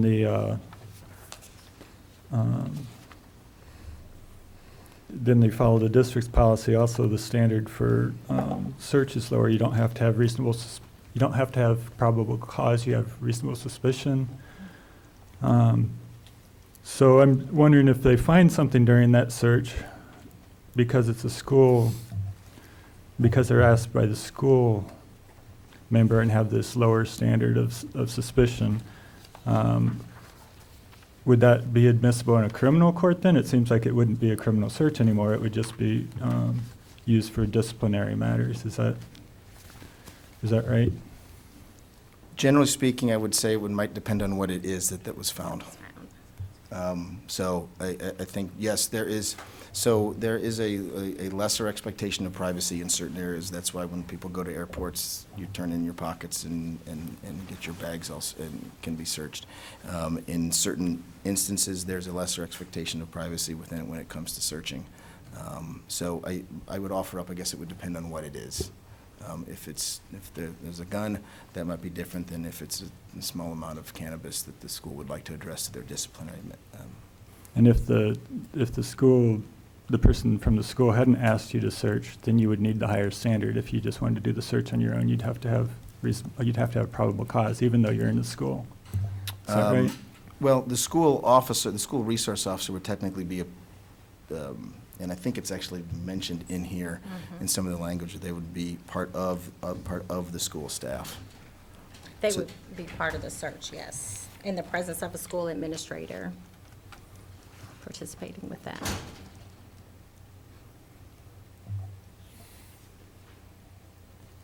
Or you look for the page. Okay. Page In some of the materials I've read, it seemed to me that if, unless you were requested directly by district staff to do the search, then you would have to abide by the higher standards. So I guess I'd like a little clarification before next week on that. Okay.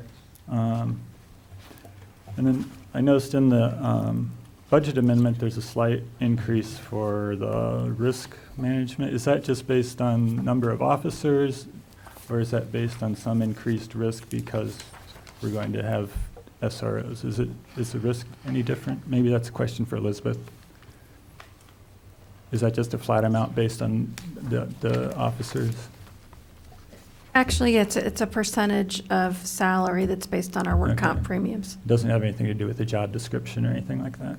Well, work comp premiums are higher for police officers. They're Okay. different for different job classifications. So, yeah. But no differences between police officers because they're in schools and contacting? No, all Okay. police officers are at the same rate.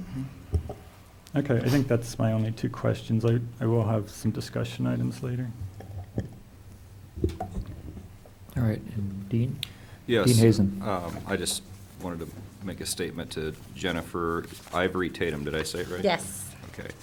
On behalf of my wife and myself and my neighbors and our friends, I want to thank you for getting the school under control so quickly. Frankly, I didn't think it could be done. We were at our wits' end. I have one child that's in junior high and one that just graduated and moved on to college. And it was really rough. They were sending me videos weekly of fights in the hallways. Our neighbor was attacked, a child, near the school. We were going to a lot of school board meetings that ran till 10 or 11 at night after work, and it really seemed like it was going nowhere. So we want to thank you. We appreciate your demeanor and the great work you've done. So Thank you. I please keep it appreciate up. that. It's been a team effort for sure. Thank you. Thanks. All right, then Sharice and then Eric. Well, Jared actually before me because he raised his hand. Oh, I missed you, sir. I'm sorry. Go Oh, ahead then. Jared? That's all right. Everybody's got questions. I'll just ask the quick one that I had to piggyback off of what Bill was saying. In the search policy, is there any requirement or expectation to notify parents that a student is going to be searched by the police? Yes, whenever possible, we would do that. But depending, as Chief said, depending on what we think the student might have, if it were, clear and present danger kind of issue, we would go forward with that. But then interviewing the student, following whatever we would take from the student during the search, we would involve the parent as much as we can, yes. Is that language articulated in this agreement somewhere? So it refers to our policy on page 9, which kind of outlines that. We didn't include the policy in the agreement because we listed it. But on page 9, we talk about how we'll conduct the search, and then the interview, subsequently, all the interviewing is in another whole section too. Starting on page 10, but there's another whole section about interviewing from, on 7 and 8. 2 spots. So all of that would be part of that, the search, the interview, and how we would notify the parent, what administrator would be present during that. At all times, we'd like to have a building principal or designee there while the search is happening. Okay, I guess I'm just a little confused on, looking for clarity on what whenever possible means as far as getting parents involved. So this is pretty, Outside of the very clear, there's a clear and search or the present interview. danger portion of this. Whenever possible seems arbitrary. It doesn't seem very specific or binding in the agreement. It kind of sounds like at our discretion. so the bottom of page 7, and I can read it out loud for Okay. people who don't have it. Interviews of minor students without permission of the student's parents or guardian are not permitted unless a legal process is presented or in emergency situations. So the emergency situation would be, you know, we've had reports of a student that may have entered the premises with a gun or have a gun on them, on their person. That might be considered an emergency situation. Their building principal shall attempt to contact the student's guardian parent and inform them that the student is subject to an interview. Therefore, later on, it discusses the search. In extreme situations, the SRO may, in effect, temporary protective custody, take the student into temporary protective custody if this were an emergency situation where we felt the student's safety and student safety of others were in jeopardy. And again, we would take that student off. We would, again, do whatever we can to contact the parent or guardian and have them present. Later on, we talk about the student being removed from the school by the SRO if this were, again, one of those emergency situations. Okay, I guess I'd be interested to see a little more articulated language about emergency situations and where those apply. So are you specifically with the interviews or searching? Both. Just that it just seems open-ended a little bit. So, yeah, and if I may, with regards to the searching, so the emergency situation with regards to searching is mostly, as far as will be when there's weapons involved.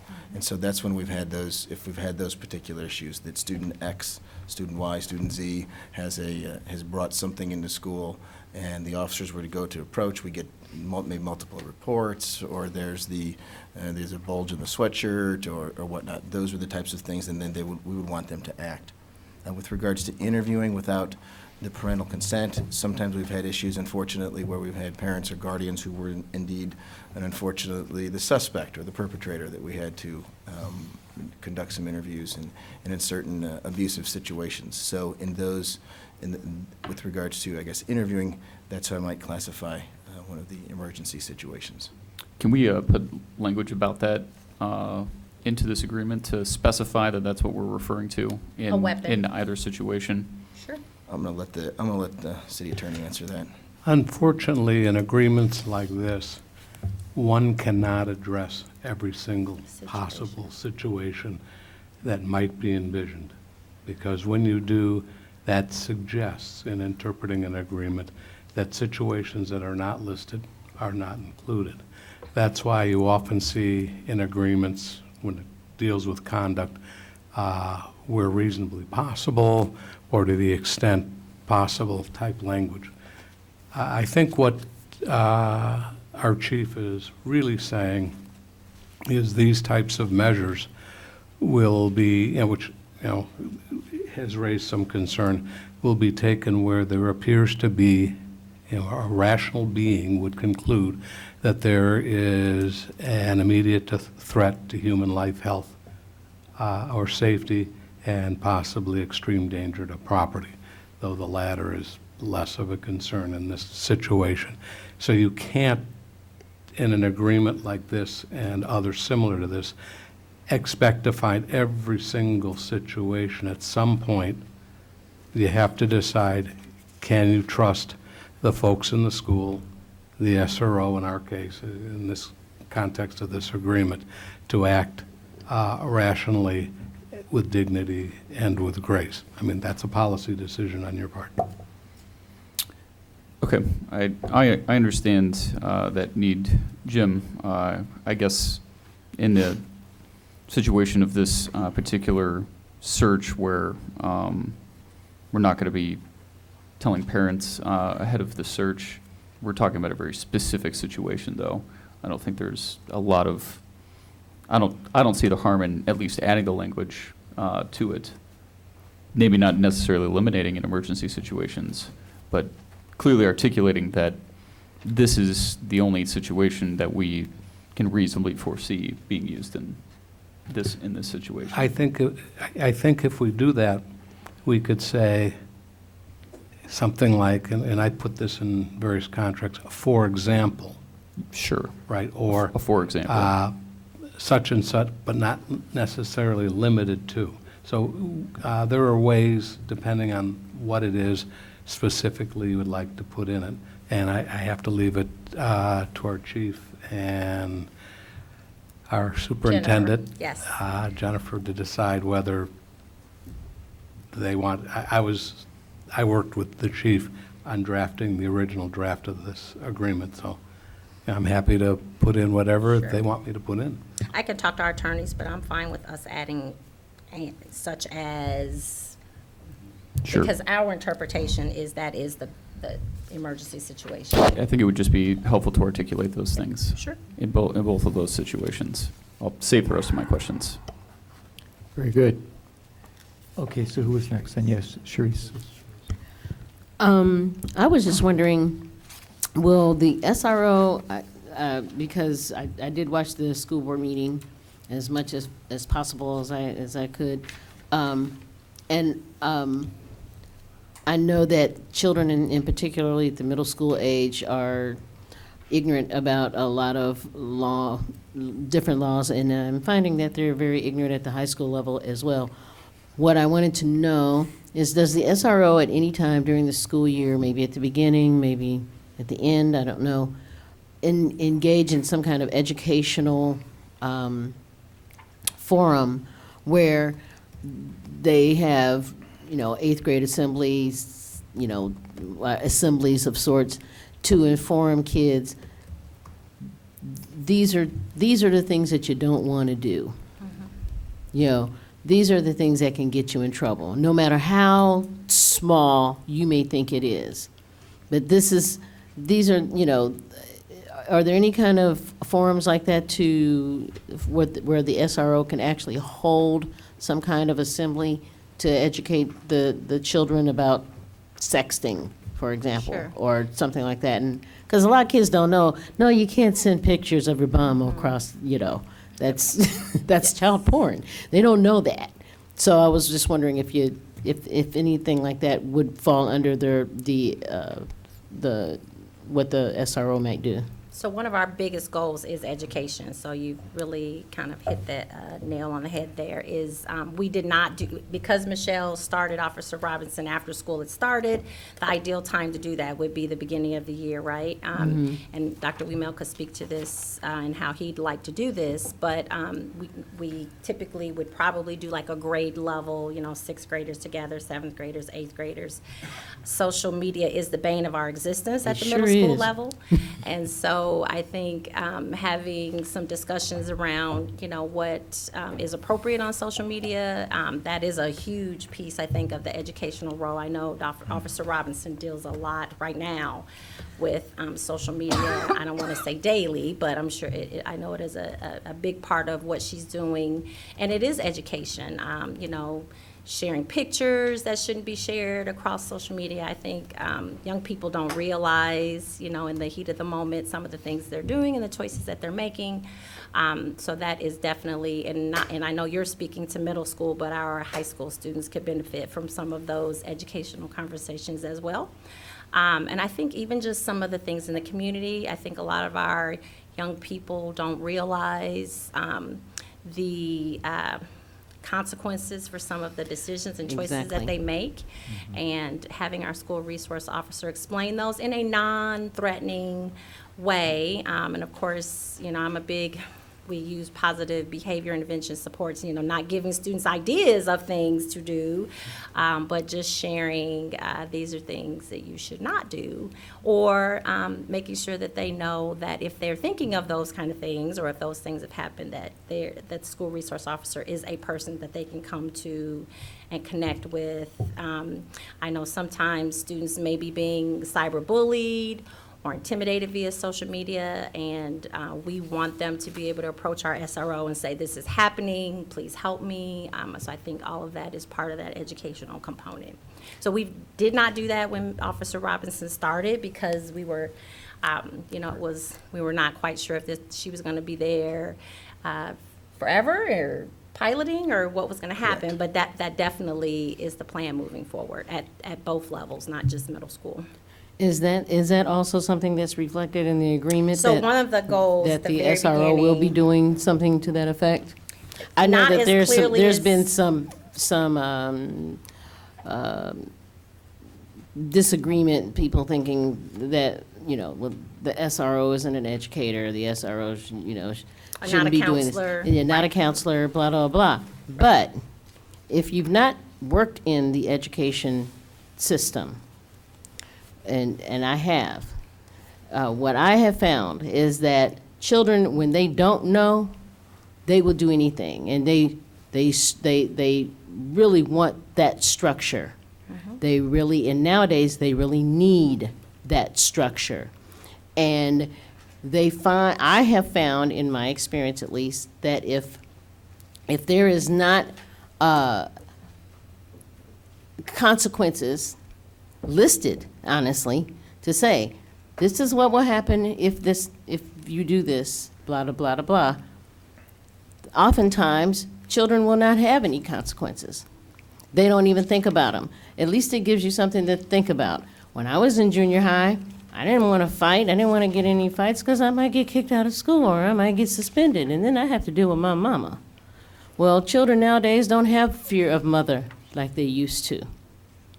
They don't have fear of daddy like they used to. And so I want them, if nothing else, maybe hopefully they will fear that if they do something that is illegal, even if they don't know that it's illegal, but if they know that there are consequences out there. And that's why I was wondering if those things would be listed, and if the SRO is the person that's going to be giving that information, or would it be social worker? Would it be, will they work in concert with each other? Sure. How that will go. So it is not detailed exactly what we just talked about, Mhm. whereas it doesn't say bringing the students together for an assembly or anything like that. But the goals at the very beginning of the agreement, serving as a positive role model, providing a safe, secure, orderly learning environment, promoting citizen awareness about the law, knowledge of the law, enforcement efforts, obligations, being a trusted and confidential source of communication between students, and then E, providing information for staff, parents, and resources within the community. So I think all of those goals pretty much encompass what you just discussed. We didn't put in, very specifically through this activity, through this activity. However, that is exactly It what falls we were under that thinking umbrella. in terms of that would be one of the educational activities that the SRO would do in tandem with other people. So not that we would expect the SRO to plan that assembly, but the administrators would be involved. But they would be part of it. Exactly. We have clinical professionals who we would say, and counselors and social workers who are the experts who would be able to work with the SRO to deliver that message around, citizenship, empowering students to know the law, enforcement. And I'm like you, as an educator, I am a firm believer in, we teach the expectations. If we can't provide consequences to students where they haven't been taught what should happen. As an elementary person, I'm a firm believer, and we can't chastise and be punitive if we've not done our part to teach. So I think all the way from kindergarten on, it's our responsibility to kind of teach those expectations, and then, of course, then hold the students accountable for them. But I think it's important that we teach all of these things through an educational component, which I believe does exist in here. The other thing I want to know is, what is the school liability for a student? Where I taught, the school was actually responsible for the child from the moment they left their home and came to school to the moment they got back home. Yep. And so I didn't know if that held the same. We follow that same for Urbana. nexus, yes. So the Okay. walk to school, the walk ride home, all fall under our purview for making sure students get to school safety and home. And what happens should something, if the SRO is not available to give a child a ride home? How do you maintain safety for a student that may have to find a way home from extracurricular activity or whatever? Oh, we have other people in the school who could give that ride. I think the point the chief was trying to make was the fact that a student would approach an SRO and say, Would feel feel comfortable and Mhm. trust the SRO to get them home is part of that relationship and connection that we're trying to establish. So yes, we would have other people who could serve in that role, but I think the chief was using that as an example of this is a way that we would show connection and relationship. Okay, that's it. I'm not speaking for you, but You're doing perfect. I thought that's what you meant. Okay. You're doing well. And I will just say, and speaking with, again, if you harken back to our presentation 6 weeks ago when we did talk about the triad of the school resource officer and that, and so that is how we're hoping to see this, and once we get this all stabilized, that's what the menu will be, if you will. And one other thing, I just wanted to make sure that everyone here is aware, and I think we pointed it out at the board meeting as well. This document that we started with went from 6 pages to 12 pages to almost 18. So just for the record, we have been adding quite a bit of material to this to kind of put some more meat on the bone. Okay. So we're going to have one more, and then we'll go to public input. Eric. So just to be sure that I understand, what we're actually talking about in terms of having SROs in the schools is continuing something that has already begun. Yes, Okay. Formalizing it. Or formalizing more it. formally, yes. But maybe two new things. One is that there are a lot of description terms in this agreement that may have been not formalized before in terms of the relationship between the SRO and the school administration, how the SRO functions. Okay, so I have that understanding right now. I have one question. One of the speakers earlier in the evening talked about the psychological impact of visually seeing an armed officer in the school. And I am not an expert at all in child psychology. I don't know how this is, and I haven't had a chance to do any reading about it. But I wonder, is there conversation here or elsewhere about open carry versus concealed carry for an SRO? So, yes, we actually have had some of that discussion. I know even when we first presented to the school board back on October 1st, we brought Michelle Robinson. We might have done it here where she actually came up and sort of presented what we would call, I guess, a modified uniform. It would still be open carry, but as opposed to a concealed carry, we're not sure who that person might be. But most police administrators would want their officers clearly labeled. Police uniforms, we wear all these things on it. Everyone knows who we are when we walk in the room. But we recognize that there's at least some impact of that. And that is why we've decided to try to go with what we would call a modified, a softer uniform. And so that's, I guess, my quick response to that concern is that hopefully, indeed, we do have officers who have Urbana black and orange polo shirt that says Tigers on one side and police on the other, or something like that. So that's my goal with regards to uniform, but yes, they would have an open carry, and I think with the belt, with the variety of different tools on it, gives them more tools. Should they need them, they have access to more and lesser force options. All right, I guess it's only fair to continue questions, and then we'll go to public input. Okay, Mary Alice, and then. All right, well, some of you guys have others. asked my question, so thank you for that. As I looked through this document, I didn't see anything that talked about specific training, other than being a sworn police officer. Now, it's 18 pages, so it's very possible that I missed it. But I was looking at, let's see here, Section 1A, Assignment of Police Officers to SRO Program, which is on page 2. Basically saying that the city is going to assign 2 full-time individuals who are employed full-time of the city, certified police officers of the state of Illinois, who meet all the applicable requirements. But there's nothing in there specifically. It does say that including a successful background investigation, but it doesn't say anything about additional training. Page 5, Section 5, A, city responsibilities. I know I was a part of this, and I've had to just thumb through it here. The city shall provide 2 police officers who have or will be given specialized training as SROs. Again, what does that mean? Well, right now that means a 1-week class. I think it's 40 hours on school resource officer training. In addition to that, then there's the juvenile officer certification, and that's another 40-hour class. So those would be 2 the basic Where is training that? curriculums. Can you say that again? Because it's not on my page 5. On my page 5. Oh, well, Let's see, Section 5 under equipment and working conditions. Under I? No, 5, equipment and working conditions. Okay, City all right. responsibilities. Thank you. And so that's how we There it would is. envision Got it. that, as those 2 basic 1-week-long courses would be the initial training.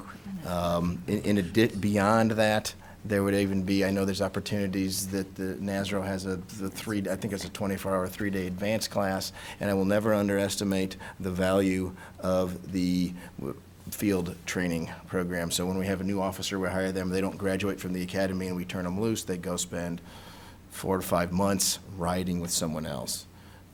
It's our vision now, and as we've done this in the past, when we've onboarded a new SRO, they go with the old SRO, and they get introduced and they make things, and they kind of go, this is a day in the life. We go to this meeting here, then you got to go here, and incorporate those types of field training components. Okay. I was going to add an anecdote. This past week, Thursday and Friday, I was at the Illinois School Board Conference, and there were quite a few safety sessions. And I went to a session on what is an SRO and what is it not. And the person leading the session was a 15-year SRO veteran. And I know Deputy Chief Searles has shared with us some of the NASRO information available. And when we were here before, we talked about we would have our SRO do some of those things in the summer. We would encourage them to go off and, when the students were not in session, to have some of those trainings. So I was able to get the information from that particular SRO who's been doing this for a long time, who spoke really highly of that training and how much he learned and how he's really advocated for that NASRO training. So that would be something we definitely, it is lengthy. So we'd encourage our people, because Michelle would need to do that too, to do those kinds of things in the summer months. So the other part is kind of the murkiness of some of these positions. And several people have spoken about how the SRO will not get involved in breaking up fights. Okay, so I know that the big incident that happened in February, there was a very big fight. In which a teacher was injured, in which there were multiple people 9 people, 10 people involved, something like that. I would expect an SRO to step in that kind of situation. Now, that's one extreme. That was an extreme right? fight, Okay. yes. Yes, so that's an extreme side. And then you might have a fight over, I don't know, a bag of Cheetos or something in the lunchroom. All right, so you got 2 different extremes. What is that line? When does the SRO step in? When is the expectation? Well, and I'll just start, and you can Yep. jump right in with it. It's more of an issue of, again, of severity. As we have people jockeying in line to get in front of someone in the lunch line, and it starts a little bit of pushing and shoving, I don't necessarily expect them to jump on top and say, that's an aggravated battery and here's handcuff. That's not how what our expectation is. If it's something like the event back in February when a teacher is knocked to the ground and whatnot, then I would expect them to step in. Where exactly that line is, you're right, it's difficult. So and we've heard so- of fights in the hallways, right? People shoving people and kicking people and so forth. Is that a scenario Where an SRO where would an be involved? SRO No. would be involved? No. We have, we've talked at length here and at other sessions around the additional support staff that we have in both of our buildings, that we expect them to intervene in those situations. So even if it's just 2 or 3 people, 2 or 3 girls or fighting, we have administrators, we have student interventionists, we have student engagement advocates, we have several support staff who can respond and will respond quickly. But if the situation is getting out of hand where adults are involved and people are getting hurt, or I don't remember over here who mentioned it, but we want to trust our administrators to be able to make that call in the heat of a like you said, the February 4th incident was an extreme, but if they were feeling like they were in the middle of a situation where 3 or 4 people and more students are joining, and this is getting bigger than what the 2 or 3 people that are there can handle, that's why they carry radios, that's why they can say, and we want that SRO to be on site to be able to intervene quickly if they feel that they cannot get it under control without someone getting hurt. So it sounds to me like the school staff would make a call basically to the SRO and say, Yes, we we need your expect our- assistance. we expect our So school by staff to intervene default, the first. SRO would be standing back waiting for a request. That's what it sounds to me. And they Is may that- not be right there watching Sure. in that moment, and they happen really quickly, so the administrators may get it broken up before the SRO is even there. But if something were to linger and grow and get bigger and bigger, yes, we would, before a teacher, again, was knocked unconscious or students were physically hurt, we would expect our administrators to make that call and the SRO would get involved. So in some regard, is it proximity, Chief? So what I'm thinking about is if we are having an altercation at the school system, and the default is that the school staff take care of that. I know discipline is throughout this document, in which discipline is not the role of the SRO, it is the role of the school staff. Yes. So right now, if you had a fight and you didn't have an SRO there, you would call the cops if it got out of hand. Yes. Right? And Definitely. so I guess do you see the parallel that I'm trying to Sure. make here? I'm curious if that means that in the SRO, the proximity of them being located on campus just allows for that closer interaction if they need to be called into to assist. Is that how you're kind I of would agree treating with this? that. I'm just trying to Yeah, I grasp think the so. murkiness. And I think that, if all of a sudden somebody flops out of algebra class at a fight that breaks out and they slap into the hallway as the SRO is walking by, I wouldn't expect the SRO to stand there and get on his school radio and call for the SIs while Sure. the fight is going on in front of the SRO. We'll stop, but I would expect them to intervene. And just because they intervene doesn't mean that they handle it all the way to fruition. They can intervene, make the referrals, the SIs come down, and then they would hand this off to them. Okay, all right. But the role, I guess, what I just want to say out loud, the role of the SRO is not to be there to just break up fights. And, that it's much bigger than that. But Okay, all right. I have some other things to say once, if we move forward with this, but I guess my final question to you is, there's a comment in here about the difference between civil and criminal, and the SROs will not be involved in the the civil conflict. So I'm on page 2, the last paragraph. So I'm just going to read this out loud so everybody hears it. As such, SROs will not be responsible for enforcing school regulations or serving as a school disciplinarian. Likewise, SROs will not become involved in conflicts that are civil in nature unless and until such matters devolve into matters that are criminal. Can you define for me the difference between this? I mean, I'm getting into that murky area again. So civil and criminal, can you give us a? I can try, and what I don't do well, I'm sure the city attorney can help out with. So civil law is going to deal with disputes between individuals and organizations. And typically, when we deal with our police officers, I deal with things like landlord-tenant disputes, divorce proceedings, child custody issues, those kinds of areas of the law. With regards to the criminal law, that's going to be the crime, legal punishment issues like the fighting and, and those types of things. So the officer's not going to necessarily, we want them to deal not with those civil issues, but with the criminal issues at hand. I don't know if that helps. I'm just wondering if you can give us some examples in which, hopefully the youth are not getting divorced. Perhaps but a child custody is an issue that comes up in schools.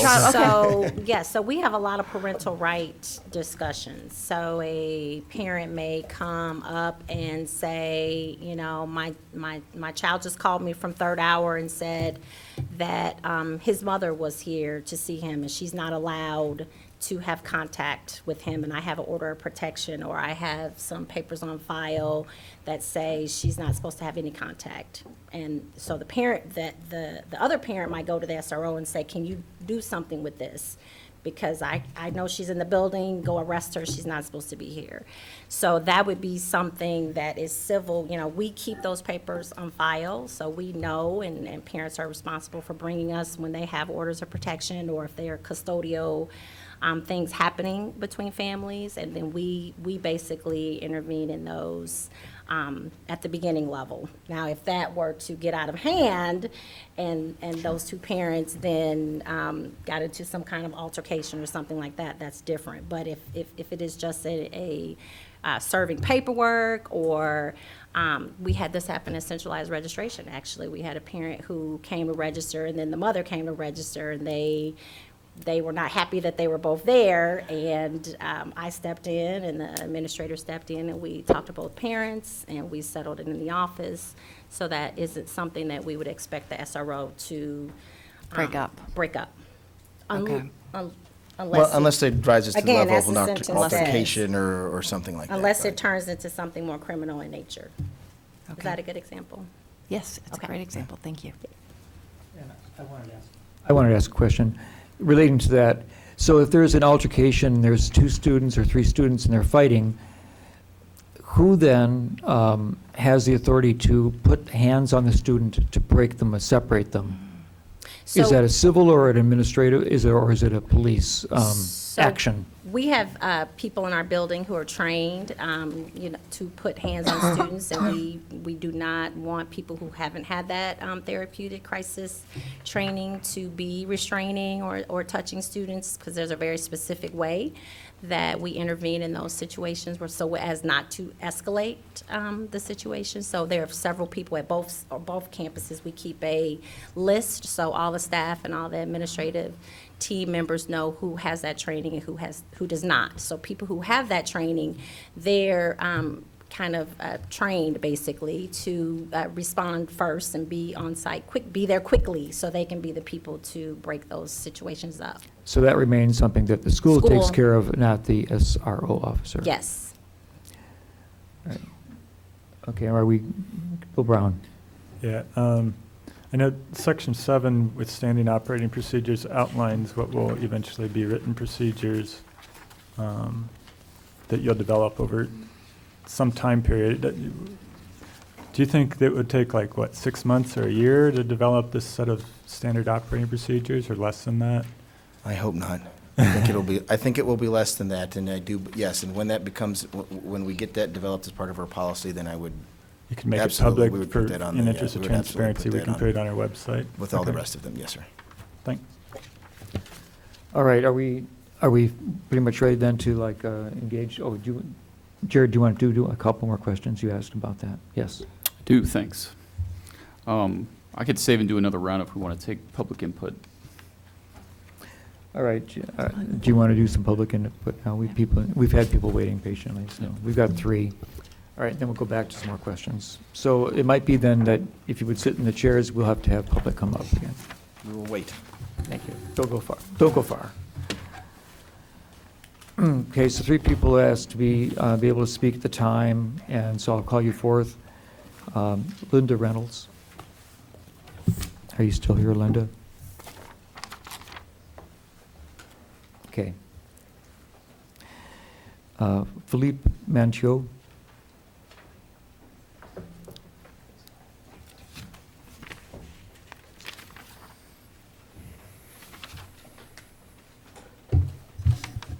Good evening, members of the City Council. My name is Felipe Menanton, and I'm a proud resident of Urbana. Unfortunately, I actually feel compelled to say how many kids I have, because apparently the weight of our statement is to be multiplied by the number of kids and how many times we volunteer at the school. I have 2 kids. I volunteer at the high school. I'm a proud member of the Urbana School District. I've been a proud defender and an advocate of the dual language program in the Urbana school system that is helping bring science to the Latino kids in our community. I'm sorry I have to say that, but hopefully then that will weight my statement. I'm here tonight to express my concern with the proposal to quadruple the police presence in our schools. I'd like to request the City Council to table the vote of the intergovernmental agreement with the Urbana School District until a transparent and research-based discussion that includes the relevant community groups can be carried out. We need more time as a community to research and plan this enormous expenditure of public education funds. The process by which the school board approved this agreement last week has not been transparent, inclusive, or allowed for even minimal public participation.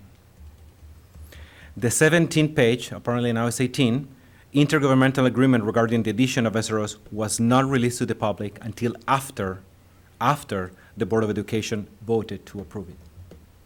There was no opportunity for public feedback or participation in the process. The Urbana School president decided to ignore the letter signed by more than 70 of us, 70 community members, requested not to approve the SRO extension. And moreover, I know there's some emails, Word Dennis, that were sent to you and sent to others that actually were not reported by your initial count.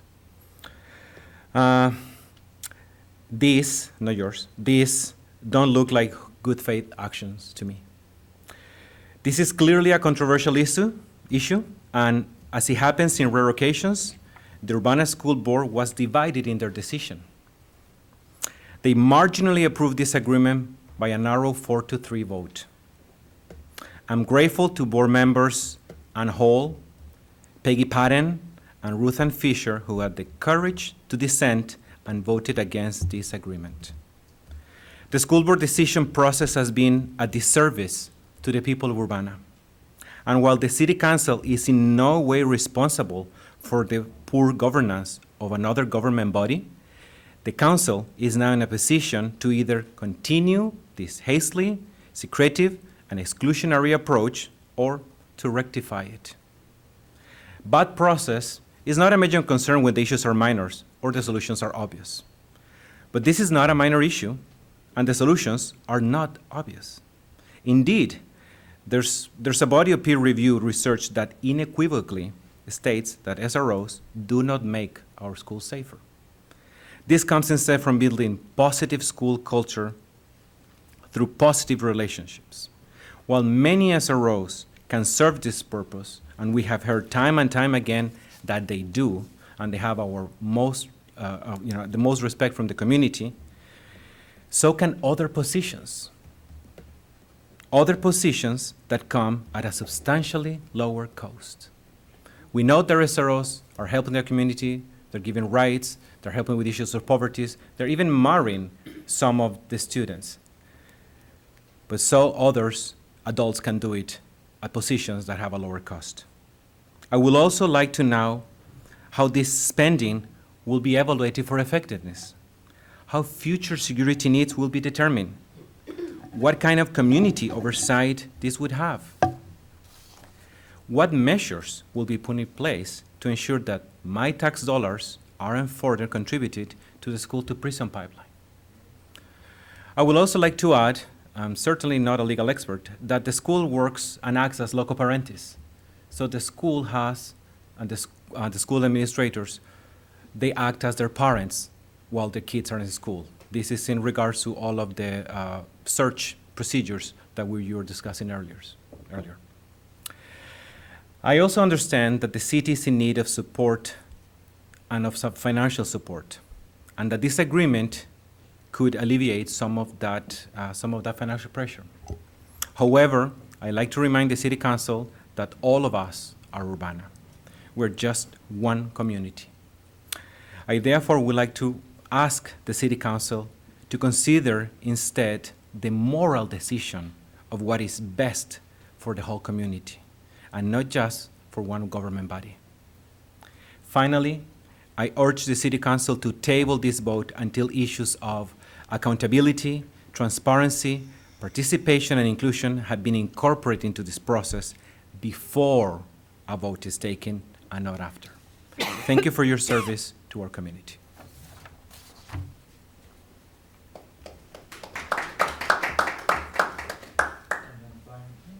And then finally, Laura Orr.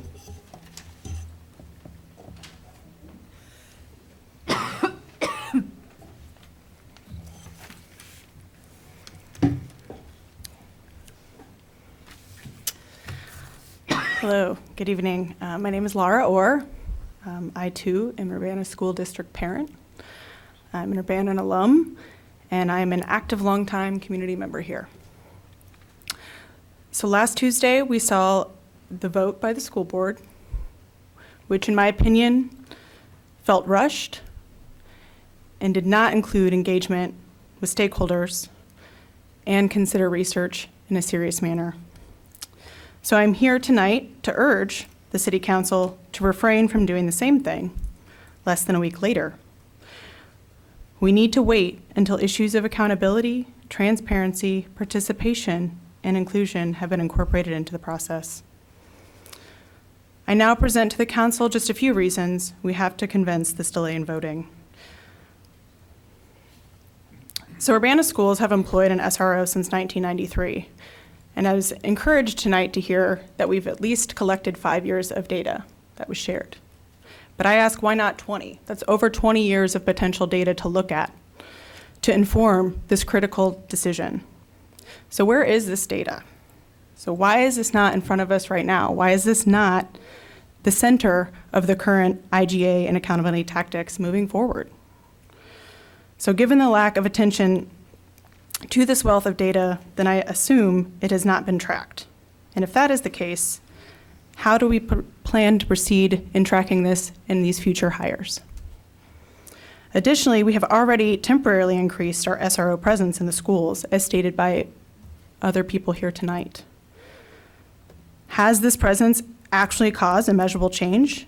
And if so, where are those numbers? Why are we comfortable making this SRO increase permanent with no clear exit plan? Going forward, how will the district report to its students, families, guardians, and constituents on the effectiveness of this proposed SRO squad? How will they proceed in determining retention? How can students and parents and guardians and community members know that any records that speak to this effectiveness are being kept? If the council and mayor stands committed to input community stakeholders and students as previously stated, then I have to ask, where is this commitment in this process? If officers are just assigned this role, how can all of these stakeholders feel involved? How will you offer transparent retention procedures? Will you establish a review board? Who gets to serve on that? How will you ensure that is an equitable representation? You should be gathering at this point that your process needs third-party accountability. As you proceed with your desire to quadruple the SROs in our schools, first and foremost, you need a plan, not just hope that it will work. SROs are employees of the police department. Historically, this excuses their lack of knowledge in child development, child psychology, and sound student management systems. Knowledge we require of almost all other staff working in the schools making high-level decisions about students' behavior. How can we guarantee and require this of our SROs after minimal training? How will you ensure that this district takes seriously trauma-informed training and use this as a basis for their retention? To date, I understand that a good bit of training is coming from the National Association of School Resource Officers. Is this an unbiased, deeply committed source of training, or one that serves to protect the officer? How will you ensure and record weekly check-ins with school social workers, counselors, psychologists? You need to be able to guarantee their ability to collaborate. How will you do this? Data shows that school staff who provide health and mental health services to our children not only improve the health outcomes for those students, but also improve school safety. We see the $1.3 million that USD has spent on these social supports, and we wonder why stop there. Why can't we use some of this proposed $300,000 plus for even more social supports? Why are we asking police officers to be a counselor? Why not just hire a counselor? So again, I will ask the council to pause on this vote until issues of accountability, transparency, participation, and inclusion have been incorporated into the process. And as I've heard tonight, the word murky has been said quite a bit, and I would agree. Why stop at 18 pages? Let's make it longer.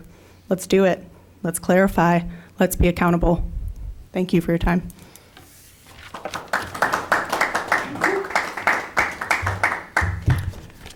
Okay, we're going to go back now to the City Council's questions for Jennifer and Brian. Dennis? Yes. Ready. As soon as they sit down, now you can go ahead. Ask your question, please. So before I ask questions, and I know we're not in discussion, but we are in committee of the whole, which our rules are a little more lax, so I don't know if I should ask for a straw poll on this or not. But I want to tell you guys where I'm at on this. I just looked through my stuff, and I don't want to keep us here all night. I have about 12 more questions that I was going to ask tonight. Now, the depth, and Chief Serafin has seen most of these questions. I sent them to him and Deputy Chief Searles last night, late at night. So they didn't have a chance to answer all of them. And I do have a general feeling that the depth and breadth of the document as it's been presented is lacking in enough ways that we all had pretty big questions about what was going on. And I still have so many more to ask. And I don't think that hashing it out just tonight with me asking the questions and just getting an answer, I think there's a lot of other things that need to get put into this, and I'm happy to share those things with the chief, with the school board, whoever it needs to get shared with to get some more answers put in here. The last speaker, Laura, made a lot of points that I also felt is that there's big issues here with transparency, there's big issues here with oversight that I don't see any real answers to. I mean, there's boilerplate language in there about them. But anyway, there's no way that I'm going to be able to support it in the context that it is without getting a bunch of these questions answered. I think we're going to need more time to do those, and it's not just my questions that are important, it's the public's questions, it's everybody else's questions that have been asked that are also important. So again, I don't know if there's a straw poll, if it's worth it, if you guys want to sit here and listen to me ask all the rest of these, or if we want to give time to everybody to come back on this and get real answers to these, expand this. You know, granted, I know you guys have gone from a shorter agreement to a bigger one, but you know, this is really important. And I feel like we really got a lot of issues to sort out here. So Dennis, you're our chair. I don't know if you want to ask everyone for a straw poll or not, but that's where I'm at. I'm looking to move to keep this in committee and not move it forward, but I'm not ready to make that motion yet without getting a sense that if other council members are on board with that. Is there a deadline or something? Oh, okay. And I neglected to say during the public input that we on the City Council have received a copy of the letter, which is signed by, I don't know, 50 plus, you're indicating, I didn't count them, people who had questions and opposed the ordinance. I just want to say that that's part of the public record as well, as it's not ignored by us. All right, let's talk about that. We have, this could be, let's move this to a discussion, I guess. We have to make a resolution. Yeah, maybe we need to have, well, okay, how about a straw poll then? I mean, yes, Eric. I just want to respond to Jared. The very first city council meeting I attended went to midnight. We had piles and piles and piles of public input. And I think when the issues are important, that we ought to work through them in front of the public. Now, I'm not saying we shouldn't do that, Eric. Just to respond, sorry for not being recognized, Chair. I'm not saying that I we think shouldn't. we're a little looser now at this moment to try to understand our next direction, so. Sure. I'm not saying we shouldn't do that, Eric. I'm saying that I'm going to need more stuff provided as far as seeing this new language and all that kind of stuff. And I'm not in good faith going to move this as it stands until we start seeing that language, because we're going to have to talk about it all over again. And I don't want to send it to council, even with no recommendation, only with 1 week to look over this information. I think we're going to need more time. Well, let's struggle through all the questions that we can possibly manage to tonight. And you know, if we run out of gas, if we start collapsing, then we'll do something else. I'm just looking out for Dean, man. Okay.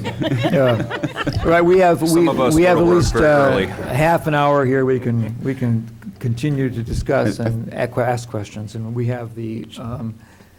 Chair, I think Sharice and Bill both had thoughts on my proposal. Right. So while we have the chief and the head of the school present, it's a good time to ask the questions at this time. So, Sharice.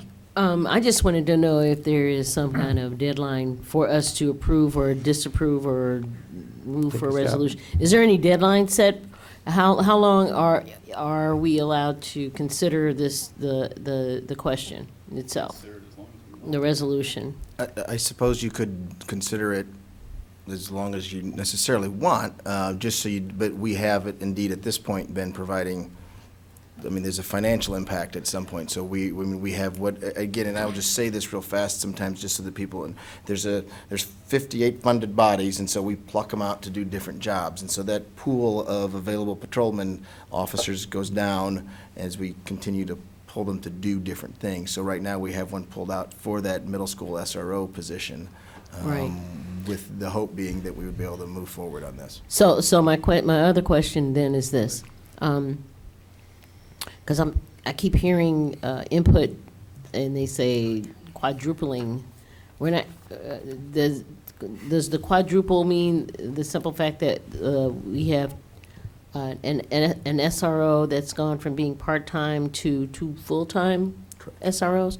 So that's not Right. quadrupling, that's just making full-time instead of, I'm always thinking, I was watching the school board meeting, it was like, 4 bodies, 4 people? But no, it's 2 people going full-time. So it's going from 0.5, which is what we traditionally had for many, many years. Right. 26 years, well, 25, a half-time person, who was also a half-time detective, to moving to 2 full-time. So 2 basically full-times, one in the high school and one at the middle school.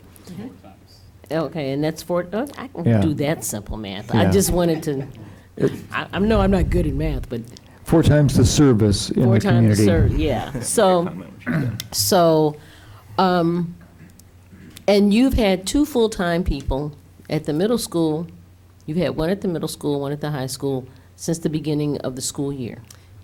So the middle school, yes. The high school has been, yes, one slotted. I guess we've had, so our detective's been there 3 out of, he works 4 days a week. They work 4 10s. He's been there 3 days, and then those Mondays and Fridays, we've tried to supplement that with overtime. So having just at least, and so some of the officers will routinely sign up for that. Hey, I like doing that. I'm comfortable at the school, and so we'll fill that about overtime. It's not, that doesn't always fill. Okay, so my next question is the complaints that you've had from parents and students from these 2 full-time people being on the premises. So Complaints What and/or complaints have we comment, had? negative complaints, since mainly this negative. started last February, Mhm. none until we started talking about this agreement. I've not fielded any. I've only been there since July, so. I'll say, okay. Not that I'm aware of, and I don't know if either of our principals or Complaints from students or parents, Mr. Principal in the back? Any complaints from students or parents at the Urbana Middle School, which I also attended when it was called the junior high? No formal complaints. I've had questions. Questions. Is the principal, you're from the high school, right? How many complaints have you had? Come forward if you need. How many complaints have you had from parents and/or students about the SRO officer at the high school? Since I've started in July, I've had 0 complaints. I've had questions, and I've had dialogue with parents about what the school resource officer does, but I've not had any complaints. But no complaints. So nothing about the officer like throwing somebody down the stairs or knocking somebody out or putting them in handcuffs and taking them back to school and beating them with a bat? Absolutely 0, ma'am. Okay.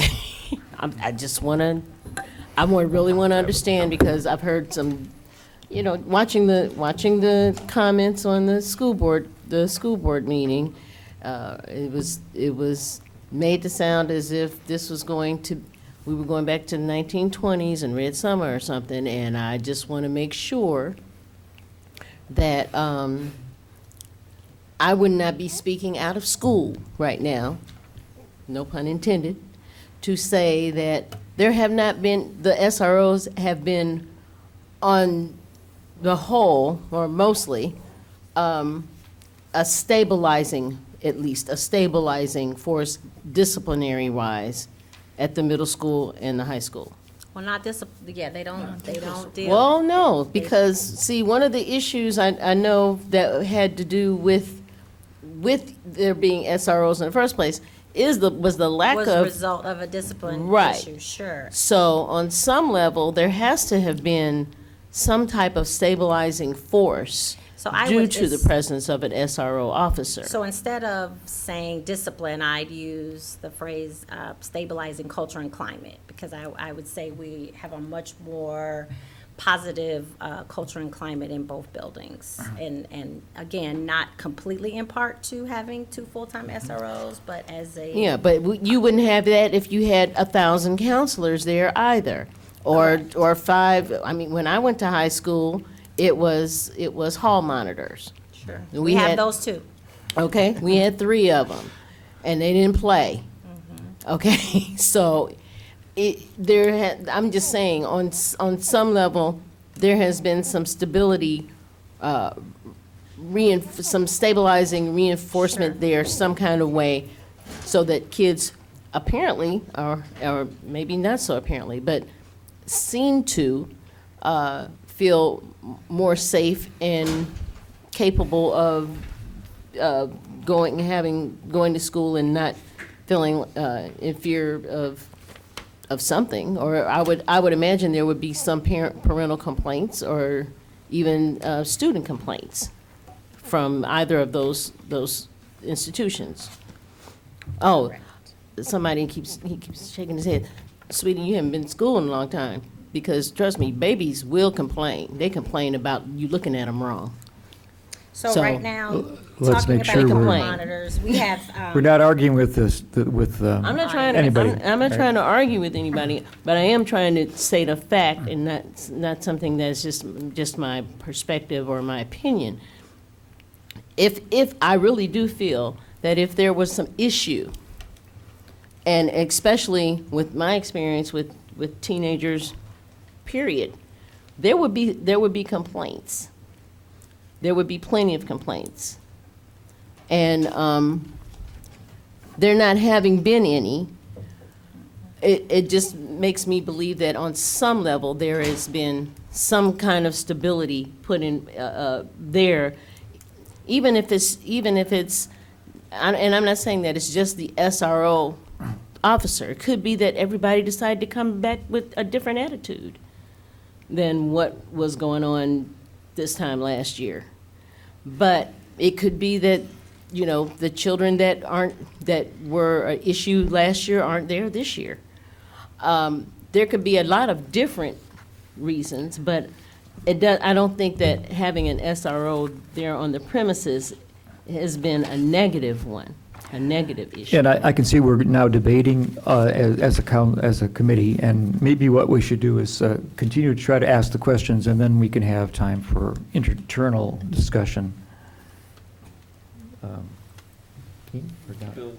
Well, I guess my thing would be more of a discussion thing. Okay. I've kind of lost track of where we are, but. Well, we're trying to get back on track. I'll wait till. We might have to have a motion to actually really get into our discussion period, but, okay. Bill?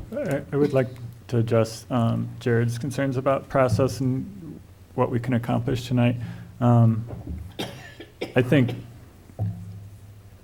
I mean, my preference, I think this is going to go back to the school board. I think we're probably going to end up making a change or two. And I think it would be good to do that, partly because when they debated it the first time, they hadn't published the document, so people didn't get a chance to look at it until after they passed it. So I think it would be, I'm sure the chief and others would be discouraged to drag it out, but they have a meeting in mid-December, and I'm sure the school board members might not be pleased about having to sit through another 2 or 3 hour meeting if that's what it comes to. But I think that's probably the best way to do it moving forward and to increase transparency. But I think we can discuss it enough, keeping in mind that Section 7, which takes up about half this document, is, I think it was Section Starting on 7. page 6. Yeah, is outlining the standard operating procedures. It's not the procedures themselves. So they're general topics that don't have to be too specific probably right now unless there's something that you just can't agree with or don't understand. But just keeping that in mind, I think we can get through it and make some changes tonight, maybe make more changes next week, and send something back to the school board for their December meeting. And then they can make the final approval, or they can change it or not. But then they'd give the public an actual chance to see the document before they vote on it. I do have a proposed change for Section 8 on the review, and I'm not sure when the best time to bring that up would be. Yeah. So unless something's on the floor, I guess I can't really propose an amendment to it. But No. so Probably not. However you want to do this. All right, so we're going to, we can have questions, we continue to have questions. We can have questions if we make a motion to do something or another, unless we want to just keep this in committee. So I guess my statement. Yes, Dean. Thank you, would be appropriate then. I got off track of where we were a little bit there. As probably everybody. Chief Seraphin made a statement that there was some financial urgency in this issue. He's not wrong, but I'm going to give you a better issue, and that's the safety of our children and the staff at the schools. We can't keep screwing around with this. This has been long overdue. As a police officer here for 15 years, as a parent of 2 girls that have attended the schools here, one still is attending the school, I don't think anybody here can argue with me that I'm not well tuned to this issue. Okay, I'm also a licensed substitute teacher and the chief of police at a college where we have approximately 12 high schools coming to our school for dual credit. And I was hired there to start a police department, and it's made a huge difference. Our officers are going to school as I speak to be SROs, to be CIT officers, and to be, I lost track of it, juvenile officers. And it's making a huge difference with the hundreds of high school kids that we have in our school. But the main point here is the safety of our children and the staff at the school. The children have been battered in ridiculous fights with mob action, and so have the teachers. Let's not get distracted by some baloney that's obviously meant to distract and derail this process. We need to get this done. There's a lot of people that are very upset about what's happened in the future, and we've just got on a good roll. We've got some good forward motion going with the new superintendent here, and I don't want to screw it up. So that's my statement on that. If, you know what, if we have to sit here till 2 in the morning and I have to call in sick tomorrow, let's get some coffee and some Red Bull and do it. Then who would like to continue to comment, well, okay, we're going to have a motion and then we can continue, right? All right, I'll move to send ordinance number 2019-11-067, ordinance, oh wait, that's not it. 2019-11-050R, resolution approving intergovernmental agreement with the School Resource Program intergovernmental agreement to City Council with recommendation for approval. I will second that. I have an amendment. Okay, Dean Hazen seconded it, and there's an amendment, so go ahead, Bill. Yeah, I'll Make your- move to add this section on page 13, section 8. Put an A in front of the current paragraph, make a paragraph B. And paragraph B would say, every 2 years, the Urbana School District shall conduct an evaluation of the SRO program. Various facets of the program will be reviewed, including costs, pre- and post-program data, standard operating procedures, and feedback from school administrators, students, and community members. Focus groups and surveys may be utilized in obtaining additional feedback, and results of the evaluation will be made publicly available. I'll Appreciate a second that amendment. Okay, we've got amendment that's been seconded by Mary Alice Wu. I'll Yes. speak to it just. Okay, Bill, speak to it, and then we'll have Eric comment. The current section 8 paragraph doesn't mention anything about students, parents, or community members. It strictly says feedback would come from building principals, and it would go to the UPD. Doesn't say anything about the community members, other stakeholders, and doesn't say that it would be made publicly available. So I think this would clarify it and improve the review process. Okay, Eric. Yeah, I intend to vote in favor of the amendment. Since the vote on the school board was a close one, since opinion in the community is divided, frankly, I would have voted to support this without this amendment. And I'll say why that is when we vote on the whole package.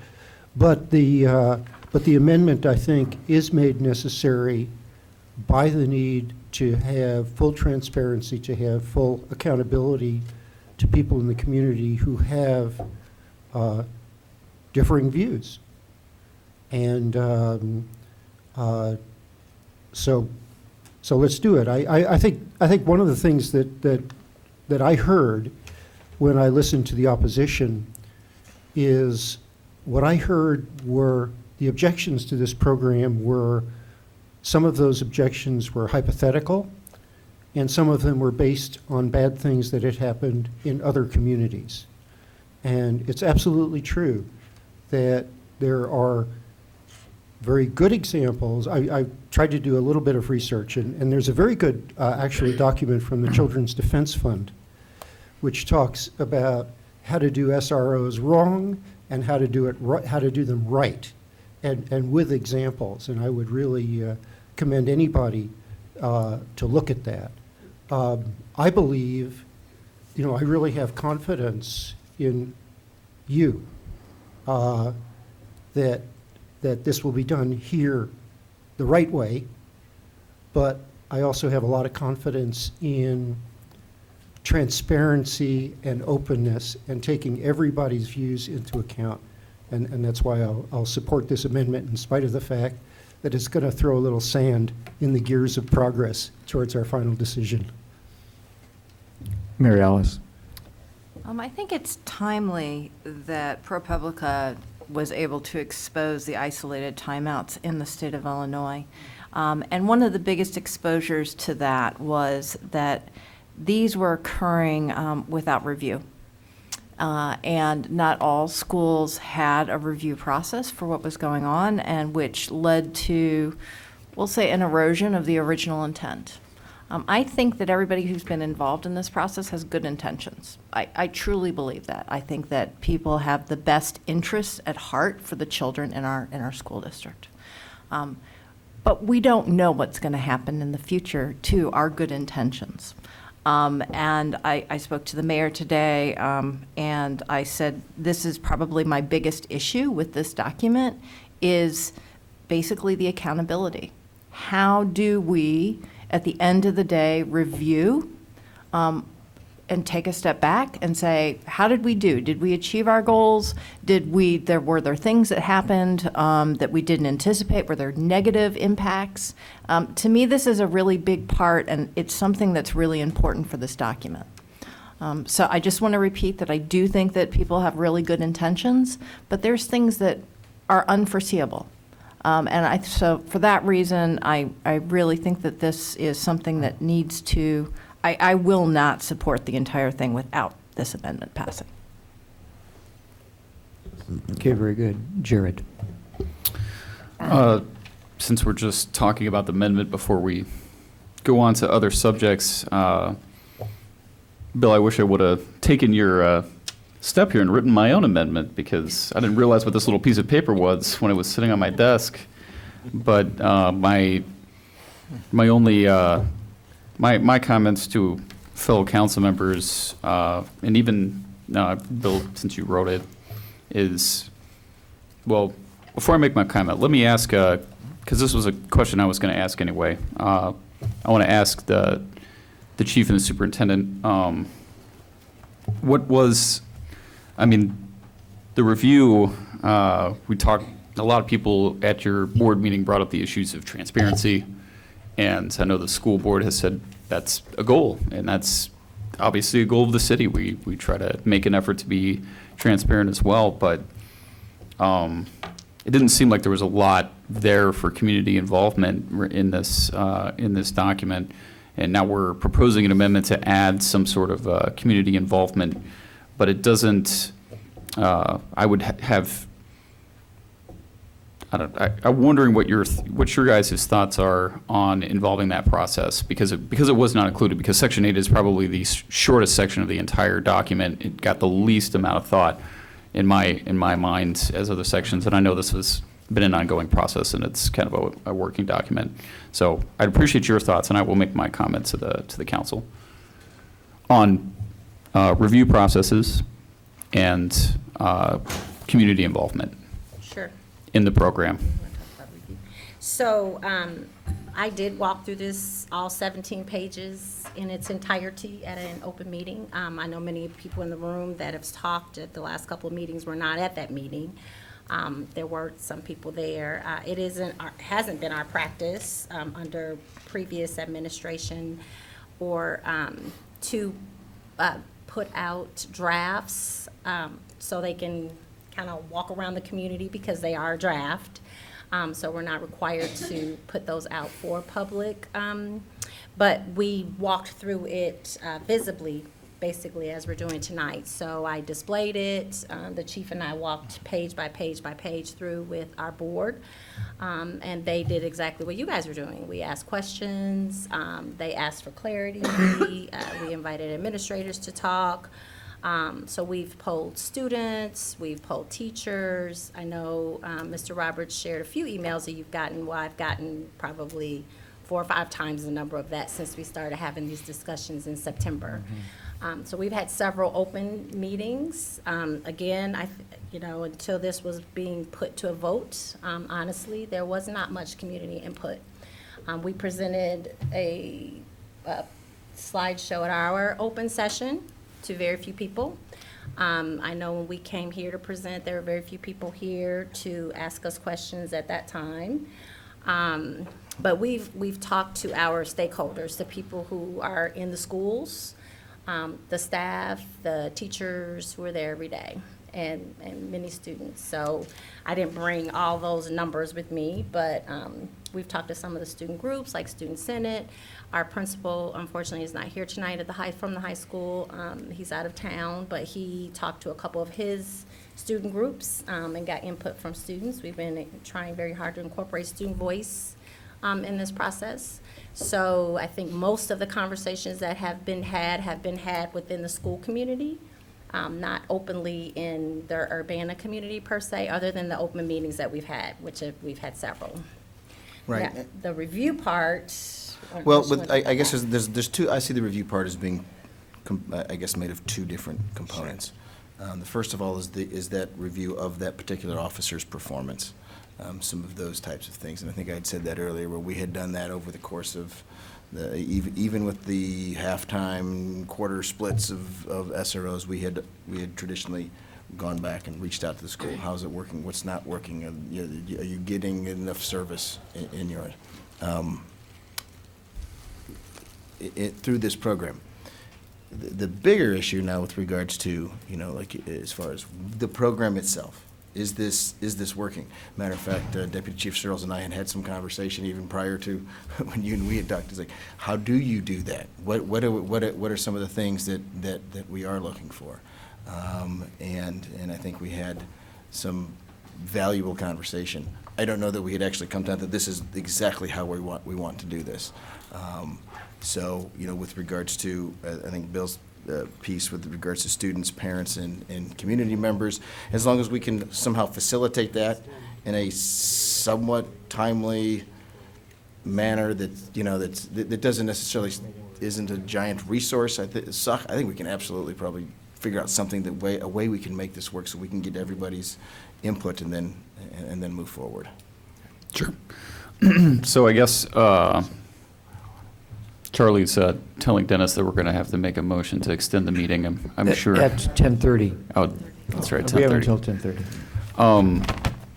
So I guess that's one of my, you just touched on a point of issue that I had in large, and I kind of articulated this to you when we had our discussion the other day of, Superintendent, you were not there. Obviously, this is a discussion I had with the chief, just about when I am creating a policy for the people who work for me in my job, I don't think about it in my head, write down an idea, tell them I'm going to do it, and then try to articulate it later on down the line. It needs to be all spelled out from the get-go. How is this going to work? What are we going to do specifically? This touches on a bunch of different things that I have questions about because there are not specifics. There are not measurable deliverables in a lot of these things where it's like, okay, well, this is something we're going to do. How are we going to do that? And I know Eric has expressed that we are, in some sense, taking a step of faith to allow you guys the time and process to do that. But I also think that this is a community-driven and sensitive issue that needs to have involvement that extends beyond just, we trust you guys to do a great job. Not that we don't. I couldn't agree more with Eric that I think that you guys are great leaders and have the best intentions for the kids at heart. But it's just an issue that takes a little more nuance than, a simple agreement. That being said, I will touch back to the amendment, just a comment to make. If I realized this, I would have extended this to be even more comprehensive, Bill, as far as the review process is concerned. Our agreement that we're going for is only 2.5 years. You've articulated in your amendment 2 years for review, but I almost feel like that's clearly too long before we even come to our first review process, especially with something that is so sensitive. There are other things that probably don't need to be reviewed as much, but police interaction with students is a very, very sensitive thing, and I feel like we've got to keep on top of that. The other part of that is review also brings up to the word to me oversight, and accountability. Chief and I had a little bit of discussion about who the officers are responsible to. They have a lieutenant who oversees them personally and kind of administrates that, but they also have some feedback directly to the school district as well. But a lot of constituents of mine and people in the community have raised the issue of responsibility to the community, and I think that's more of a need for community involvement in not necessarily disciplinary action against officers or anything like that, but just in the culture of the program in and of itself, and saying, these are the things that we value. I think a lot of people have seen both sides of this just as I do. I support the idea of doing it, but the way in which we do it is extremely important, and I think that we're not putting in enough, and I'm saying this to you too, Bill, emphasis on how we're going to do that.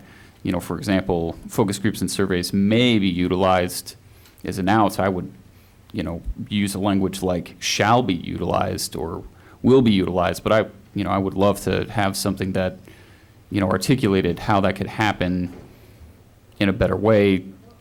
I mean, it's just open-ended. It's like you said, Chief, it's an idea, it's a concept. Can we make it work? Maybe, maybe not, but all these things are on that. So I just putting this out there for discussion on the amendment bill. I'd like to hear your thoughts. Mary Alice, you seconded the motion.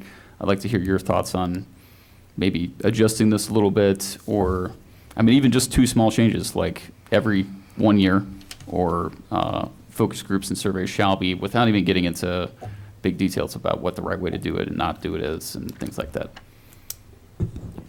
Okay, good questions. Bill?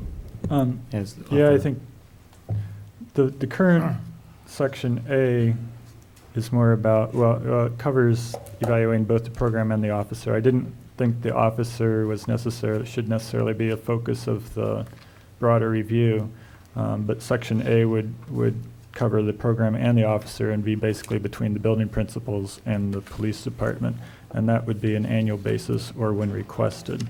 I think there would also be, a lot of opportunities for people to comment, complain directly to the principal or superintendent. I think the reason I picked 2 years was partly because I wanted it to be a thorough process and not become just kind of a perfunctory process that you do every year. And it would also give us an opportunity to actually get pre and post program data. I think in 1 year, it's really hard to get statistically significant data that, I think 1 year is just kind of a short sample time. You don't know if something is kind of a sporadic, one-time problem, that when when on graduation day was a one-time problem, or does it happen every year? I don't know. I think it was a little arbitrary, but I just think I felt 1 year was too often, and any far longer than 2 years wouldn't be often enough.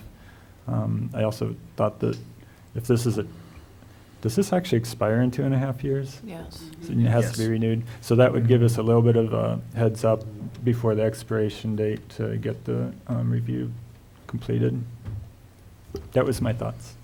Can I respond, Mary Alice? No. I just wanted to. Go ahead then. While we're going with that, before Mary Alice, well, what about if we included language to the effect of at the first collection will be after the second year, and then every year following, every consecutive year following after we've had chance to collect enough information.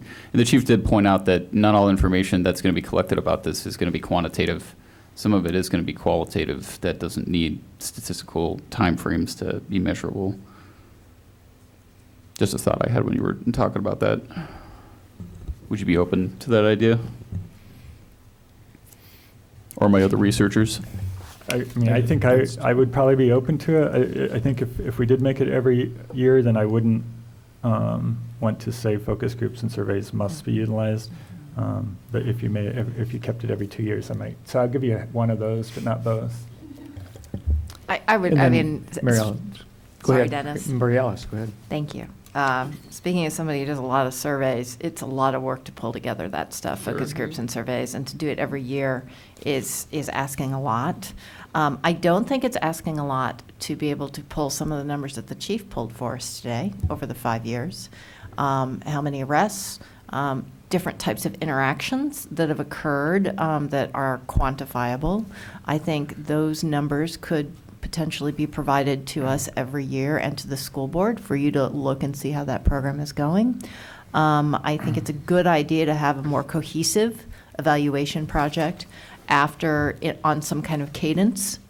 And I would not recommend that cadence be 1 year, but I guess I'm trying to look for a middle ground here. What kind of information can we get as a touch point to make sure that the program is progressing along the ways that we had hoped it is progressing? And then at what time point can we get a much more comprehensive review? Having it in 2 years is nice because of the 2.5 year time frame here. So it would give us 6 months to then say, okay, is the school board interested in continuing this? Is it something that needs to be rewritten? That gives us a good time frame. So at least for this 2.5 year contract, I would say that it would be good to have within a year what are some of those benchmark numbers that we want to be able to look at every year? And then at the end of this, in 2 years, to do more comprehensive. That would be my recommendation. Eric? Yeah, so I would think, for example, we do get numbers about traffic stops. And we get those, actually, we get those more often than once a year, or they're compiled more often than once a year.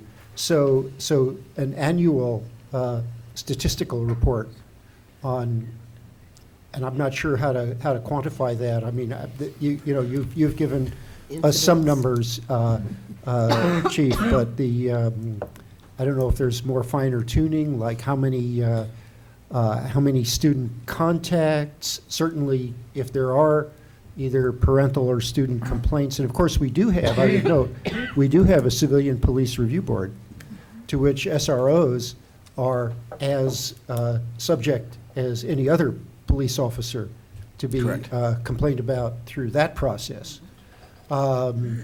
So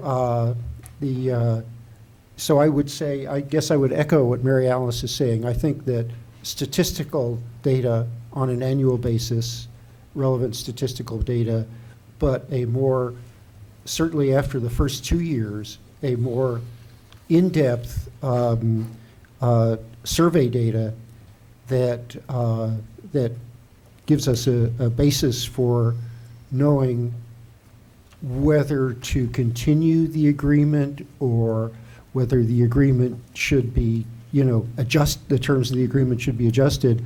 I think formalizing this is a step in the right direction. I mean, we started the program informally without a memorandum of understanding. Now we have before us, you didn't call it a memorandum of understanding, but that is what it is. Mm-hmm. And I think everybody who has looked at this situation says, yes, you need a memorandum of understanding. People really like, based on my distracted research during the course of this conversation, Googling with half my mind while listening with half my mind, it looks as though the memorandum of understanding between the city of Denver and the Denver Police Department is sometimes held up as a model. And probably ours may be very, very similar, but it might be worth looking at that for some of the features, because that's been in place for a number of years and appears to have worked really quite well. Dean Hazen. Why don't we do this? Why don't we propose or do a motion here that we vote on the merits of this case? Mm-hmm. Okay, and the city council reserves the right to later, at the next meeting or whatever, figure out, or however many meetings it takes, figure out how we're going to impose this statistical question that we have, how we're going to gather statistics. Because it's important that we get this program going. And we could talk a long time about how we're going to gather statistics and what the city's capable of providing. Why can't we do that separately? So could I put that motion on the floor, that we separate the two? There's already a motion. Well, we do have an amendment here that we probably should agree to or not, and then you want to make another motion? I mean, we have to. Well, okay, just offer it up as food for thought, but. Mm-hmm. Can I offer a comment?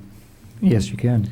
Dean, would you disagree with the statement that the program is not already active? The SRO program? Yes. They've got half a foot in the door. I mean, they've got a half-time person there at best. I understand that we have 2 full-time SROs currently. So, yeah, we have the full-time SRO at the middle school that the Okay. city is financing, and then we have the split-time position that's the current SRO is assigned to the high school. Okay. With 3 days. 3 days a week with overtime trying to cover those other 2 days. So the high school program isn't quite as uniform as we'd like it to be under. But we do have a full-time SRO at the middle school. Correct. And we are making all due efforts to have a full-time SRO at the high school 5 days a week. We're making efforts, yes. I'm not saying that they're Mondays and guaranteed Fridays. 3 days, but maybe not at all 5 days. But you're Correct. trying to have someone there all 5 days. That's We're correct. trying, yes. Okay. I mean, I'm just saying, Dean, it sounds like they're still operating this, whether we pass this tonight or not. But we're paying overtime. I got it. Well, and he's got staffing set aside for this and staffing issues and that kind of thing. I mean, how long do we want to cockfight about this statistical thing? We need to vote on the merits of the case, and can we not reserve the right to do this later and figure this out later when we're not under time pressure? It sounds like we have 2 years to figure out exactly how the statistics would be collected. And can With I the intent interject? to That's do that. exactly why the chief and I decided on 2 years, to give, the half year is basically for us to give us some amount of this time year, to right. post the position, in January, February, and go through an extensive interview process. So really, it would be a 2-year timeframe, which was what we were hoping. It would give us a lot of information around when this ends and sunsets in 2 years, what were the strengths, what were the things that we could do better, and that we could go back in and change after that time period, or add, or. And it does seem like, even though it was felt by the public that there wasn't enough time to review it at the state where it was introduced by the school board, certainly we're providing the forum today where review is possible, and there's going to be another week ahead of us where where more public input can be made. So this is where the transparency, the City Council of Urbana is the place where transparency occurs. All right, I'm going to go 1, 2, 3, 4. So Mary Alice Wu. Okay, so 2 things. The first one is I'd like to make a friendly amendment to our amendment bill, which is to set the year period to be the academic year. So at the end of an academic year would be the time frame for if we're going to do statistics. So gather some kind of statistics. I'm not going to list them tonight because I hear Dean when he's saying we can go back and forth, and we can. So I'll bring something, and other people, if they want to bring a proposal at the next meeting, these are the statistics that we would like to see. So I would say have statistics at the end of the academic year, and that would be my friendly amendment. That was the term I was looking for. Thank you. And Friendly amendment. right now, we have this ending June 30th, which is the end of our fiscal year, as well as kind of the end of our school year. So we're in line with what you would expect, then, Okay. perhaps. So Bill, do you accept my friendly amendment? Well, I mean, if the current, the way it's arranged is going to end on June 30th, it doesn't give you much time to do the evaluation between May 30th and June 30th. Right? We'd The have academic year is. 2 year, well, we were looking at that being part of the whole 2-year window, like doing all the data collection throughout that whole Yeah. time period. So I guess what I would say is that my intention is not to change your 2-year time period, but it's to add in that caveat of reporting out some statistics at the end of a school year. So, Oh. does that make sense? So I'm not trying to change this. Okay. I'm just adding Yeah, to I it. mean, whatever works. Is this the world of compromising Yeah, whatever works. to achieve a So goal? what was your language, just, so you need to put Stats some at the end words of in the there, I guess, in academic order to- year. At Yeah, the end of the so- academic year, which so, also yeah. coincides with the fiscal year. Yeah. It could read some- Statistics, yeah. some It could read something like every 2 years, at the end of the academic year, the Urbana School District shall blah, blah, blah, blah, blah. Okay, I'm fine with that. I was thinking at the end of one academic year, we would just have like a one-page report, nothing big, that said X number of arrests have occurred, X number of people have been sent to BIAC. Like, and I'm trying not to go through too many details here, but just having a couple of stats at the end of a school year to say what happened. Okay, so you mean like how many contacts with the student, whether it was a Well, I'm not reportable sure if we- contact or not, if something, da-da-da? That's, yeah. but She's we not can- getting into it tonight. So it's kind of Okay. a second level. Yes. I think that we could ask as a council of our chief at any time. I was gonna say, I mean, So the I don't chief think has to that pull actually- that I data, think- I can't I pull think it's that, a- but we're gonna be tracking our contacts at the school level, and we don't need a year to do that. I mean, we could do that monthly, semester, every quarter. I don't think we want to kind of micromanage what goes into the agreement. I think just having a requirement that involves the public and that it's transparent and will be made publicly available and has all these components that should be in there, I think is important, but I think as far as, you know, if you want an annual report or every semester or something, we can just ask the chief for that.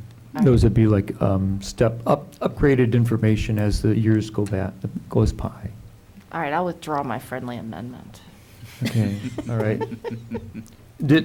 May I ask if the other thing that was questioned by Bill, I think it was the word may, or was it you, Jared? That was me, but Bill said he would give me every academic year, or every year after the initial 2 years versus the shall. Okay.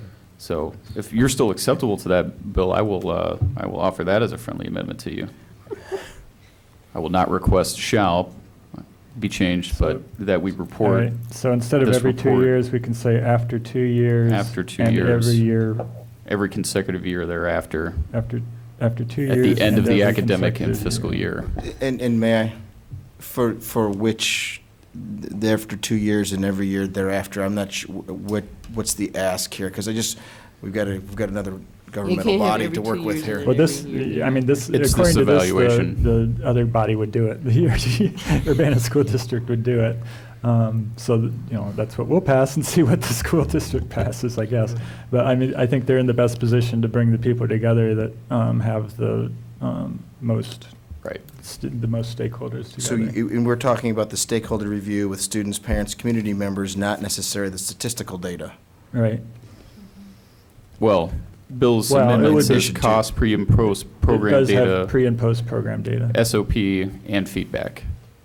So the pre and post data, the police would have to supply, or probably, I would guess. But the rest of it would be put together basically by the school district, the way it's written. And we can do that. Okay, And then, well, and then we'll leave the focus groups and surveys maybe utilized. Maybe you'd want to do it the first time and not the second time, depending on how much success you have with it. Be up to you, I guess. all right, we're going to allow Jim Simons our attorney, to mention something. Not a mention, but a question. I'm the one that probably is going to end up drafting this amendment. You got Sorry, it. Jim. I need language. You've had a lot of good suggestions, and some have been withdrawn, some have been bolstered. Keep on talking as long as you want, but in the final end, I've got to do this, and I've got to do it tomorrow morning, because I won't be here for 2 weeks after tomorrow morning, or after tomorrow. Okay, it's the one that I have printed on the slip that I'll get to you if you don't have it, but instead of every 2 years. He's got it. I've got the slip, but whatever, actually, if you could. The embellishments. I've got mine marked up. Yeah. I'm sure you all do. Send me, if you would, please send me an email tomorrow morning or late tonight, and I'll work on it first thing in the morning. And I'll Can say, I add whatever you send? I Okay. mean, I think the last time Jim sent this to us, it was 9 pages, so our attorney probably added like 6 or 7. So, Just so you know, as Councilperson Brown brought up, there were a lot of formatting problems. oh, yes. so I have we'll fix corrected those. Thank you. most of those. I think I corrected almost all of them. You will see a lot of changes, but no, other than this, at this point, Sure. no substantive changes, other than what Council Member Brown provides based on the recommendation of our council. So I just wanted to add that out loud publicly, that whatever you send me, of course, will have to go to our attorneys as well. And we We appreciate charge that. by Have the it word. tomorrow. We charge by the word. By the minute, by the second? By the word. By the breath. Word.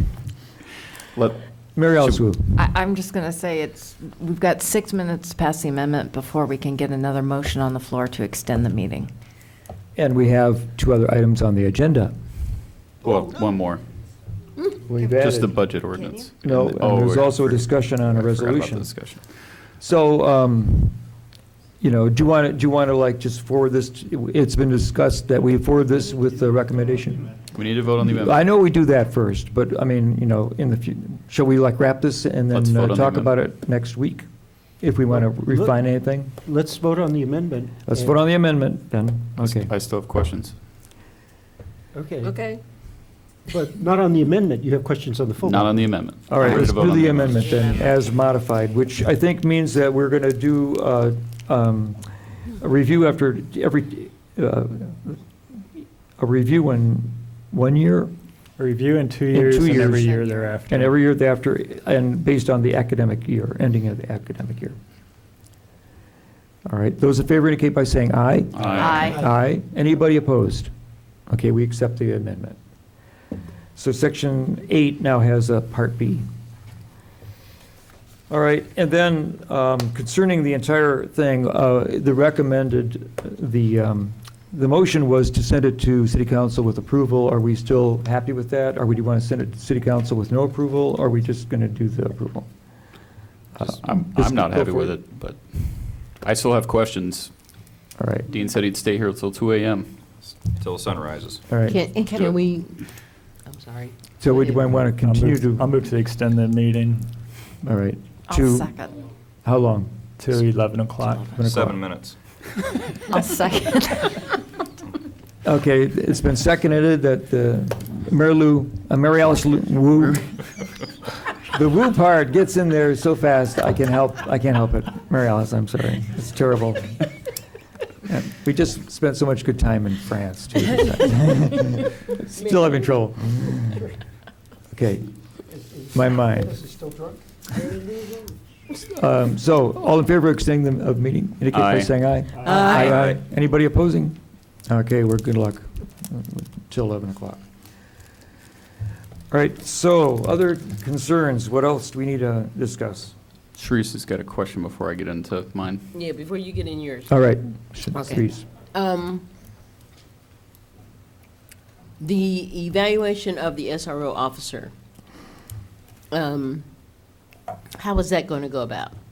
I know, teachers get stalled or something.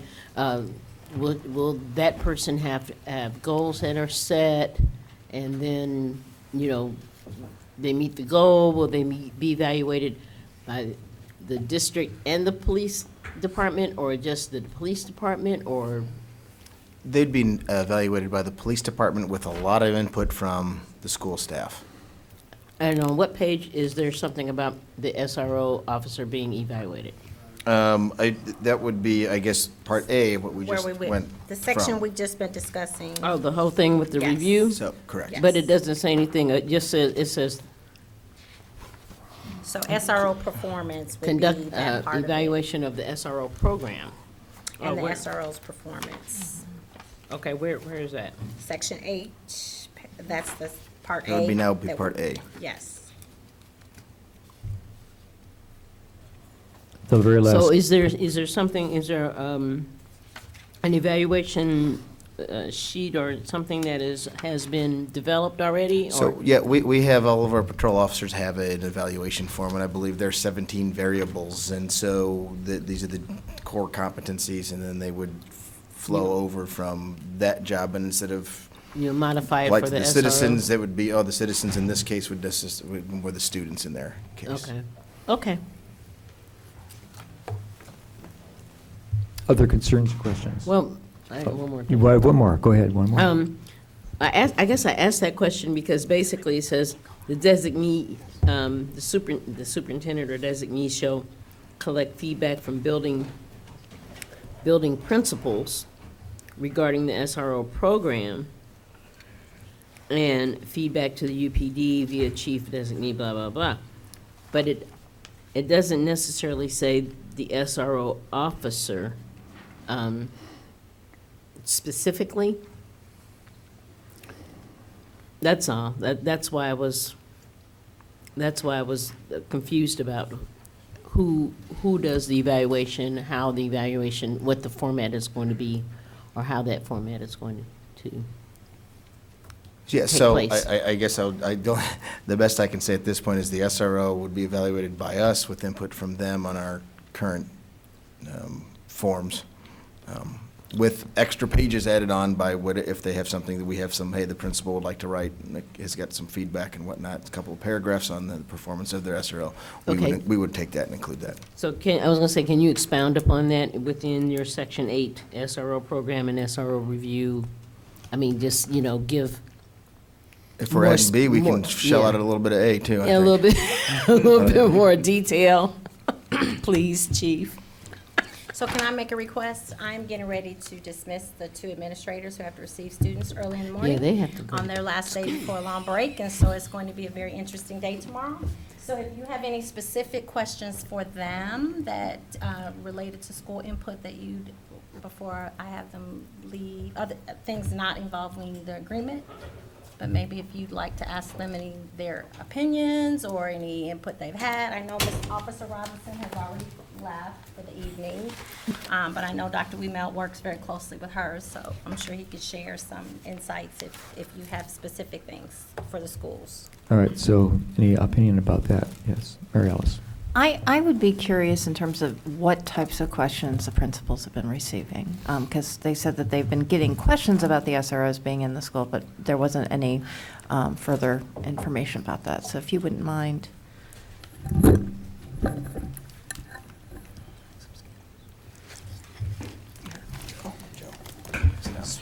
This is where you earn your pass to go home. Happy birthday. Yes, thank you. It's been a wonderful birthday. It really has. Most of the questions came at the very beginning of the year when we had more of an SRO presence than in comparison to previous years. And so some of the questions were as simple as, why is there a police officer here? And a lot of students went just straight up to Ms. Robinson or whoever the SRO but it was a rotation of different people at the beginning of the year before Ms. Robinson was officially placed as the full-time SRO. And it was, why do you carry a gun? Why do you carry handcuffs? Like very just like direct questions that students were just curious about. And so all of the conversations were around school safety, were around here to help keep the school safe and help keep you safe. And it was a lot of conversation around intruder. And so she was also very involved in our intruder drills that we do once to twice a year. And so the questions were very simple, like what's her role? What does she do? Is she here to break up fights? There were some of those questions. And so very similar questions to what adults have asked. It was mainly coming from kids. Occasionally I had a parent or two ask the role of the school resource officer, and it's the same conversation that we have had the last couple weeks. But it was mainly less than 10 times was I asked or was she asked as the school resource officer. Okay. All right. Thank you. You're welcome. For me, I think it's a little bit different because we do have kind of a rotating basis of who's there. I mean, obviously, Officer McCartney is there Tuesdays, Wednesdays, and Thursdays, but then on Mondays and Fridays, it could be somebody different. And if he gets pulled to go work a case, it could be, just officers coming off the street. The one concern that was brought to me was by a student. No parents have brought concerns to me this year, but the student has previously been a victim of some extreme bullying and has been involved in several things. And there was some rumors of some things going to be happening, so I had asked the resource officer to keep an eye on that student, just kind of, make sure that he was not being targeted by any other students, and he wasn't. And so the student said, why is the officer near me? I said, just trying to make sure you're safe. So once I explained that to him, he was like, oh, yeah, right, because I don't want them messing with me. So that was the only concern brought to me. Okay, very good. Jared. Perhaps you guys can, I was going to ask the chief and the superintendent this question as well, but I'd be interested to hear your perspective.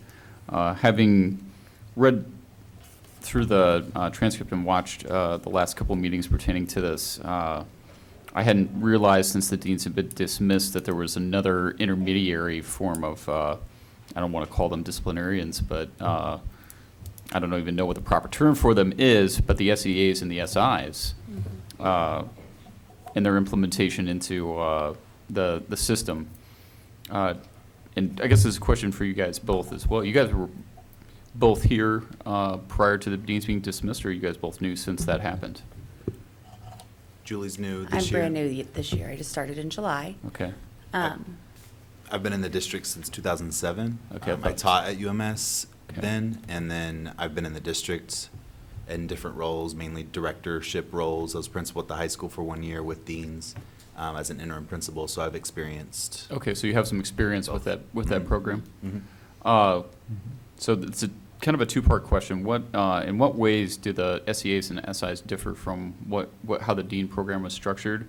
And what is their current interaction, and how do they work with an SRO? Is there a escalation level that happens in some situation to get to an SRO in between those two? I want to know the difference between the deans and these guys and how they're interacting now with SROs. Sure. I'll speak first because the high school and middle school, we don't have SIs, student interventionists at UMS. UHS does. But we both do have SEAs, student engagement advocates. We have restorative practices facilitators at UMS, and there are 3 of them, and then 6 student engagement advocates at the middle school level. We also have 3 counselors, 3 social workers, 3 clinical professionals. And so we have a team of about 25 people that are all mental health providers, so counselors, social workers, clinical professionals, student engagement advocates. They're broken up by grade level. And so the very kind of first line, kind of the tier 1 and all the way up to tier 3, so tier 1, tier 2, tier 3, in terms of needs of students, are all addressed by those staff members and administrators. So what used to be in place with deans, it was mainly just a grade level administrator and a dean and a counselor per grade level, and then 1 or 2 social workers spread across the school. And none of the other support systems were in place, or support personnel were in place. And so the deans were main disciplinarians and handled most of what was going on in collaboration with an administrator and a counselor. We no longer have deans, and so the discipline piece is shared across all of those roles, the mental health roles, and then the primary, the more serious behaviors of repeated issues of disruption in the classroom or in the hallway, or the fights, or the more serious things are handled with the restorative practices facilitator and the grade level administrator, or me as principal when it reaches me. And so the SRO doesn't get involved until it is either something that has reached the level of a crime was committed, either outside of school or inside of school. So one of the conversations earlier around what's the difference between a civil and a criminal was, so if 2 students are fighting, they fight, it's broken up, they're done, that's a school disciplinary matter. If 2 students fight and there's a weapon involved, then that potentially could be a crime that involves school resource officer, right? That's a really serious one that very rarely happens, if ever. What the SRO gets involved with more so than not is outside, online social media, outside things over the weekend that happen. A family comes to school with their child and wants a police officer to file a police report or have a conversation around the possibility of filing a police report, and the school resource officer takes that. Another common one is the linkage with the youth assessment center. So if a student has been referred to the youth assessment center for outside services, or if they're on a station adjustment for a crime that they committed anywhere, the school resource officer is the link between the youth assessment center, the case manager for the youth assessment center, and our students and families. And so they're meeting every Thursday to do that. I gave a lot of information, and so I would say the school resource officer doesn't get involved until it's the broader outside need for linkages outside of the school, a really serious issue that happens either in school or out of school that's brought into the school,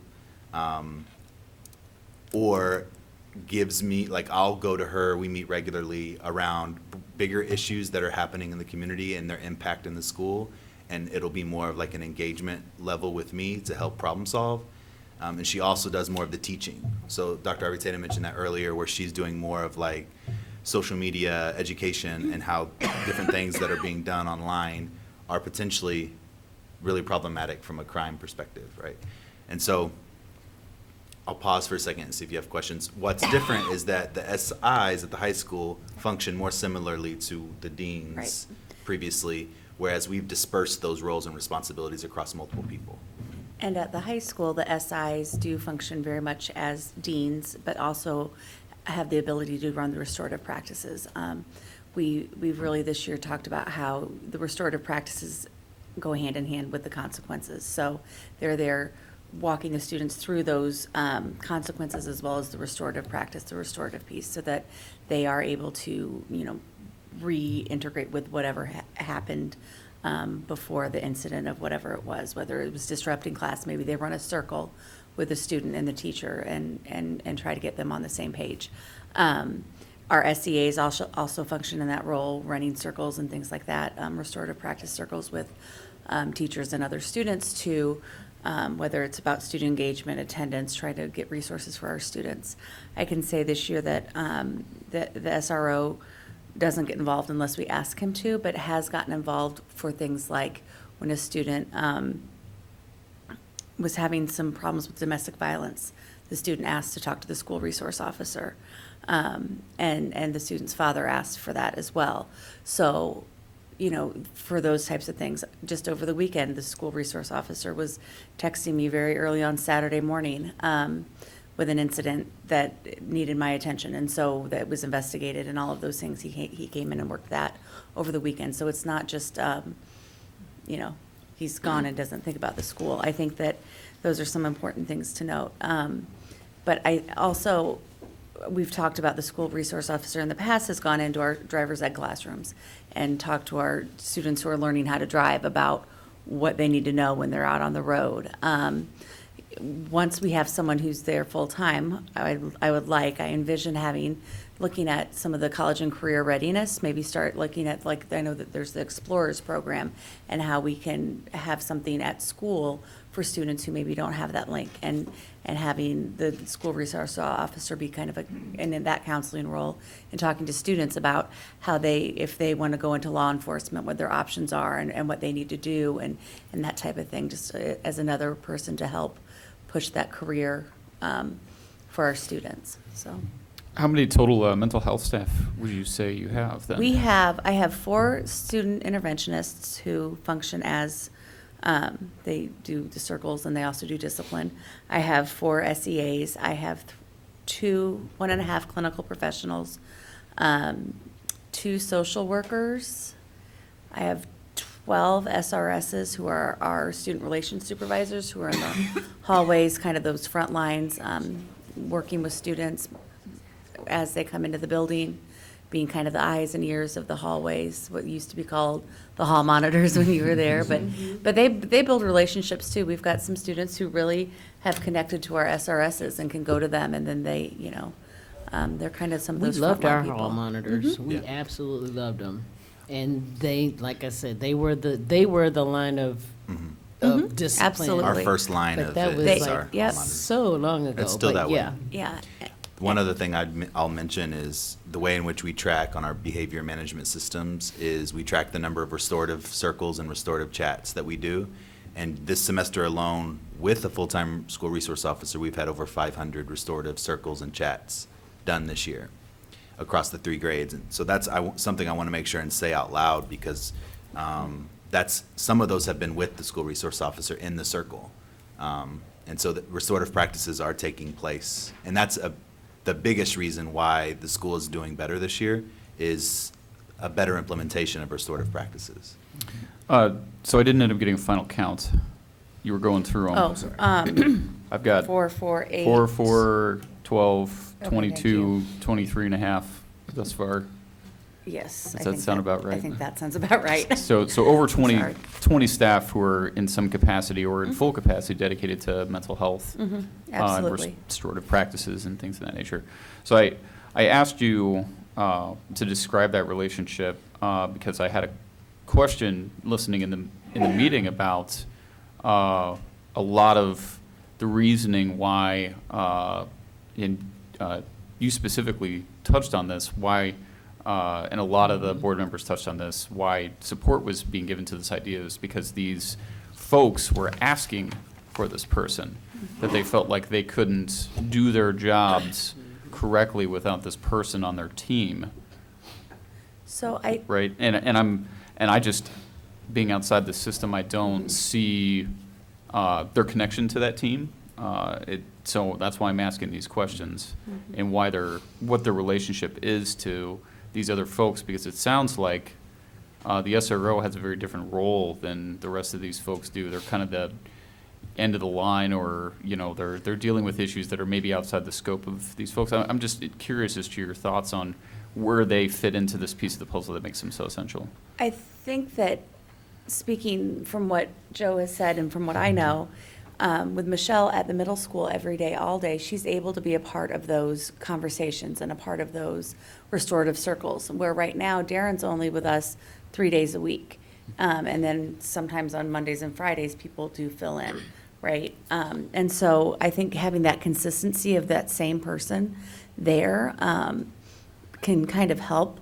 They also bring, the school resource officer also brings a neutral ear to things. You know, they're not the teacher, they're not the administrator. They can help come in and bring a neutral ear, I think, and oftentimes students are looking for that, and parents too.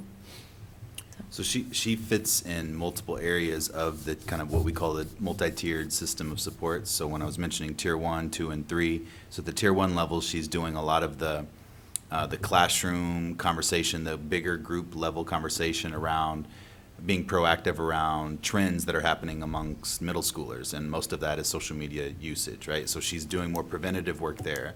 At the tier 2 level, she's having those conversations within those circles around this has happened, this is what could happen if you did this outside, or when you're an adult, if you were to do this, this is what this would look like in the eyes of the law, and this is why it's not okay to continue doing that.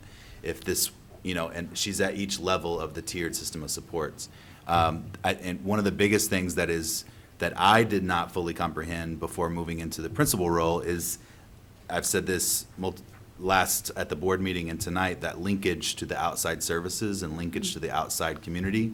That was a huge gap in our system last year when students were working with the Youth Assessment Center and working with family counseling or working with one-on-one counseling outside of school, being held accountable through a station adjustment for being in trouble outside of school.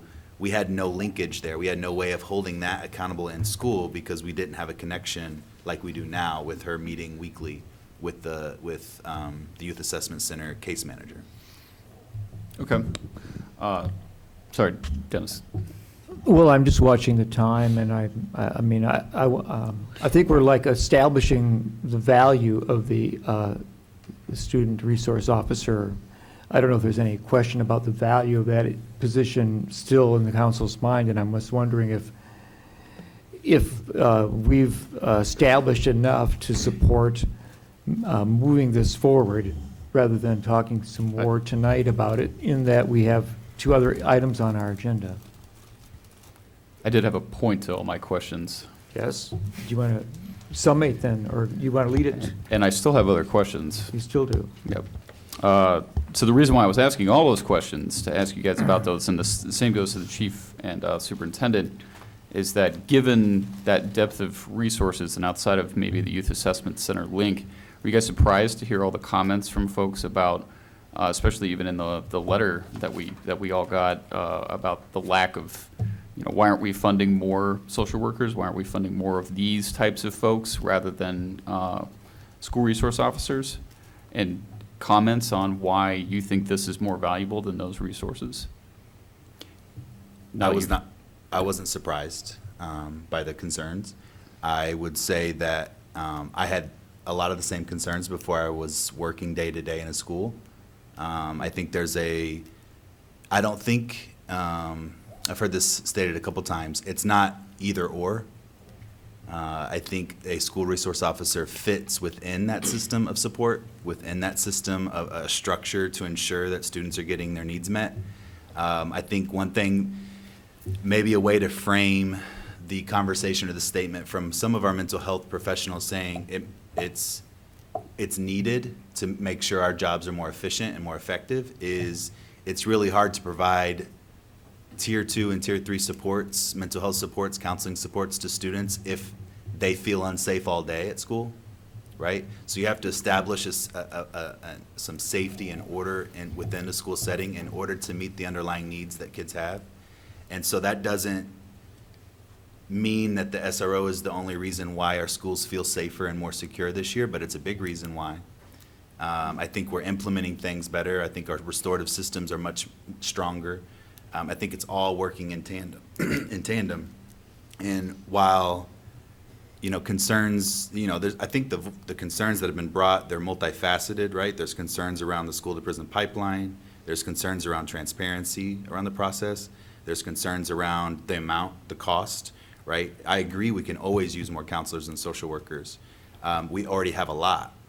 And without, I think the school resource officer fits within that system to have a system that reaches outside the school walls, which is where most of our support services staff can't reach.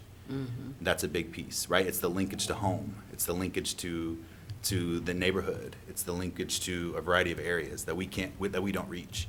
And the school to prison pipeline is more than just a police officer in the school, right? School to prison pipeline happens due to under-resourced schools, due to biased teaching practices, due to everything that we're always trying to work to improve.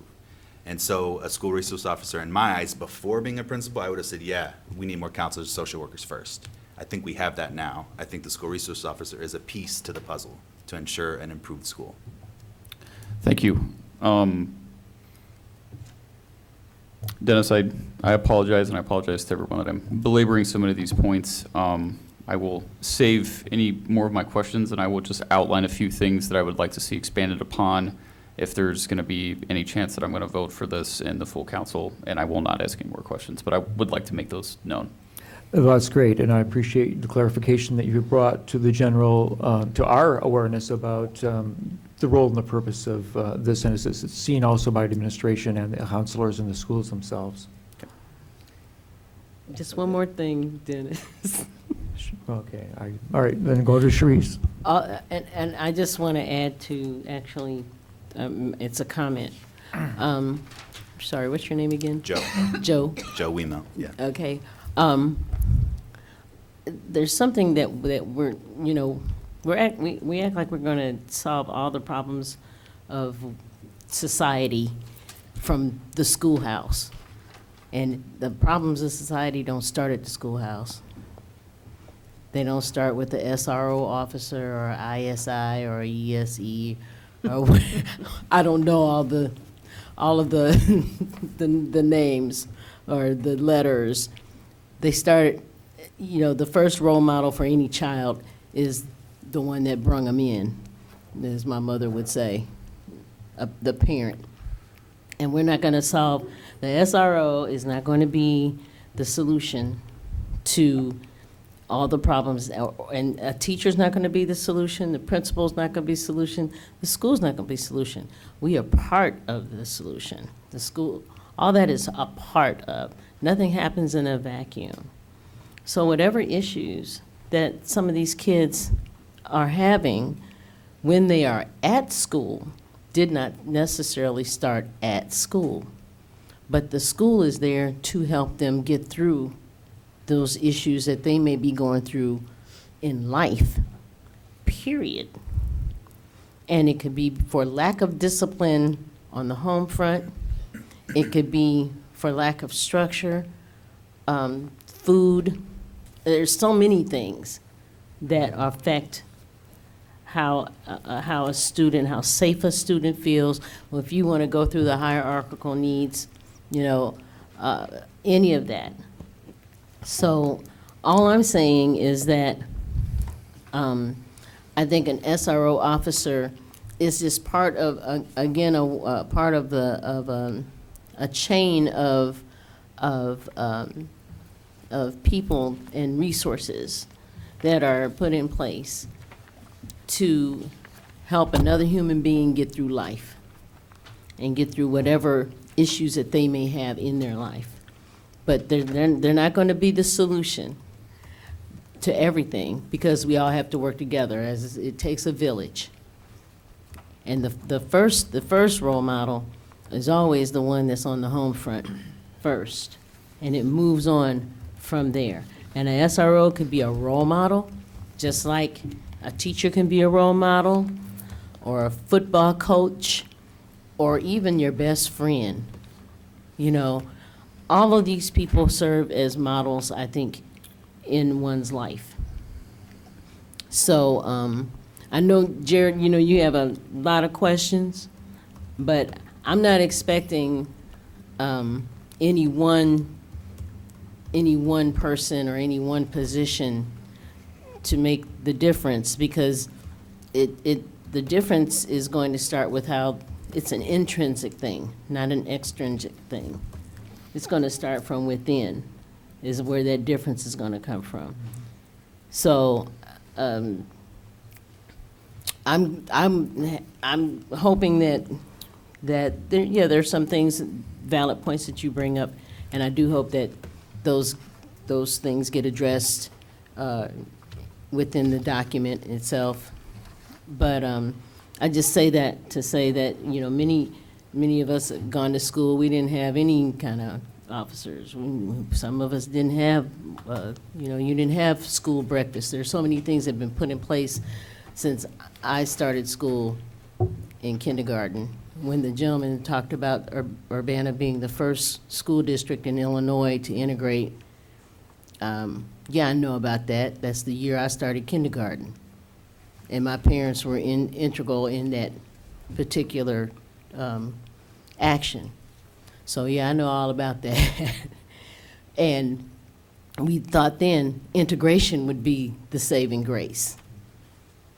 Okay, so everything, as life goes on and things change, everything's going to change, even how we deal with the kids in school. And that's just how it's going to be. Thank you. Okay, Jared. Just make those comments known. Thank you, guys. My large outstanding issues without asking clarification and questions and responses for these, one of which was largely centered around the interaction between SROs, SEIs, and SIs and their respective counterparts in the middle school. I think that that's an important piece that should probably be included specifically in language in here. I know it's lightly touched on in some of the SOP, but again, the more we articulate these things, the less questions there are, the less people in the community are going to question our intentions or what we're hoping to do. And even if they don't need to be in this agreement, they need to be out there somewhere. They need to be articulated. They need to be open for evaluation. That's something that interaction is one. One question before what is this, the 1, 2, 3, 4, 5th whereas on the first page of the agreement, where it says, whereas the parties believe that by signing such and blah, blah, blah, the parties can promote the SRO program goals by A, B, C, D, E, and F. Are A, B, C, D, E, and F the program goals? Or these are methods by which we promote the program goals? Is that a question? Yeah, that's a question. So, yes, these were goals that we, as part of that triad model that the chief spoke of earlier, these are goals that these are things that we'd like to see incorporated through our SRO program. Okay, so these are, A through F are the goals themselves. Have you guys developed any specific program materials or standards by which you're going to do these, or are they just generally listed without specific thought given to, okay, well, this is how we're going to do this, or do they pertain to specific sections in the agreement? So those particular program goals will be, like she had already said, they were drawn at least from the initial triad model. And those, as far as specific materials, because I think that was one of the questions, those materials, we have not developed personally in-house. That is part of the 40-hour basic training. That's where they're going to get most of those, that, I guess, formal materials, I think is the phrase you used. Yeah, I was just curious if there are materials by which one knows that they can achieve these goals, or SOP that says, hey, if you're doing this, then you should be able to achieve this, so on and so forth. Correct, and that's part of that basic training module. Okay. I'll move to extend the meeting another 30 minutes. I'll second. Okay, all in favor indicate by saying aye. Aye. Aye. Aye, all right. Any opposed? Okay. And I think one of the things we talked about before, but I just want to reiterate, Chief, under Section 5's paragraph A, under specialized, when we were talking about that specialized training, I would like to see some specific details as to those 2 trainings that we've mentioned and/or other trainings that we feel is necessary, because I don't know, maybe there's going to be other trainings that we feel like we want to add on to that, but I think at least the ones that we know right now should be spelled out in that agreement. It's another thing that I would need to support this. Section 7, the written standard operating procedures, just generally as a comment, I think were semi-comprehensive in some sections, and some sections I felt were important. We touched on one of them in 3E, subparagraph 3, about the emergency situations and outlining some of those specific for examples, both in searches and in interviews. Points 4 and 5, means and methods for SRO intervention when untoward incidents arise in any school district facility or on school district property. I think we need to spell out what those means and methods are. Same thing goes for 5, those means and methods. We need to spell out what those means and methods are, the same as we have done in so many of these other sections. And then I just want to reiterate that Section 8, we have added that amendment for oversight. I still think we need to mention something as far as review if the officers is concerned, that they're still subject, Chief, to the same complaint process through the Civilian Police Review Board, because they are, correct? Correct. Okay. Can we put something in there that just says that these officers are not exempt from review from the Civilian Police Review Board? They are subject to all the same review processes that regular UPD officers are, because that's not articulated in here. Which one is that, Jared? That's Section 8, the SRO program and SRO review, to which we added the bill's amendment. That's something else I'd like to see. Page 13. Well, and okay. I guess my answer would be, I'm not sure just yet. I would assume that they are going to be. I guess I don't know what the pros or the cons necessarily would be of putting it in here and trying to single them out as opposed to any other Urbana police officer. Well, it doesn't need to be, well, it doesn't, okay, so when I'm saying the review, the language as it is now, it's about feedback, but it's not, I mean, maybe it's in another area where, like, one of my questions was, who are they, that I sent you in the email was, Right. like, who are they responsible to? Yes. Is that outlined in some other section in here?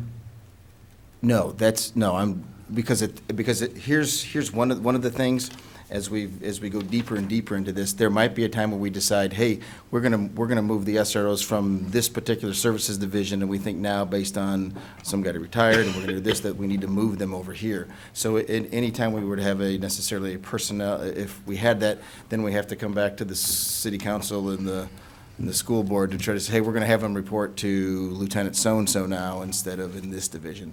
So generally speaking, when we've tried to write policies, we try not to get quite that specific so we don't come back anytime we have to make a small little change. So that's sort of my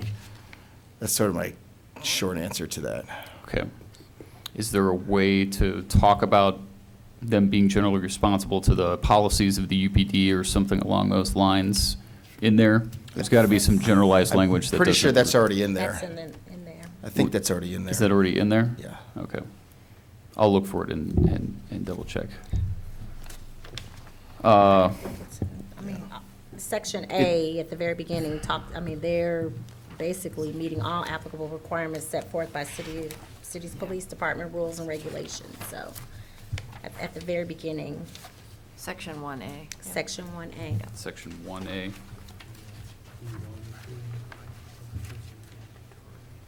I mean, they're basically being upheld to every standard that any other Urbana police officer would be held to. Okay, all right. Well, that's good. I can see that language in there. Again, reporting in, Chief, do we normally outline reporting as far as, is that part of our SOP for our officers, how they report? So, well, yes, generally speaking, with regards to the layout of the organization, with regards to patrol division, investigations and services, and then there's an org chart and whatnot, so Right. yes. So, yeah, I guess that's laid out with regards to, you would go up your chain of command. In this particular case, for right now at least, we've put them in the services division because we think that's the most effective way to ensure success. You and I talked about styles of reporting, narrative, and otherwise that might be useful because of the specialized nature of this position. Right. do we have anything in here that alludes to that, or as far as reporting requirements for the officer, timing, things of that nature? No. Okay. Unless there's So we, something in that you want. well, we do have a section where they're, the time that they report to the building, is that what you mean? Like, we have a section in terms of? No, I'm talking about their reports to the chiefs and reporting their timelines. superiors Got it. and So, and yeah, things so of I that think we're nature. talking about a couple, the words reports here will have a whole sorts of different meanings. So there's police reports that they would necessarily author. Right, and There's that's in here. And that's in there. There's reporting to whoever their commanding officer would be.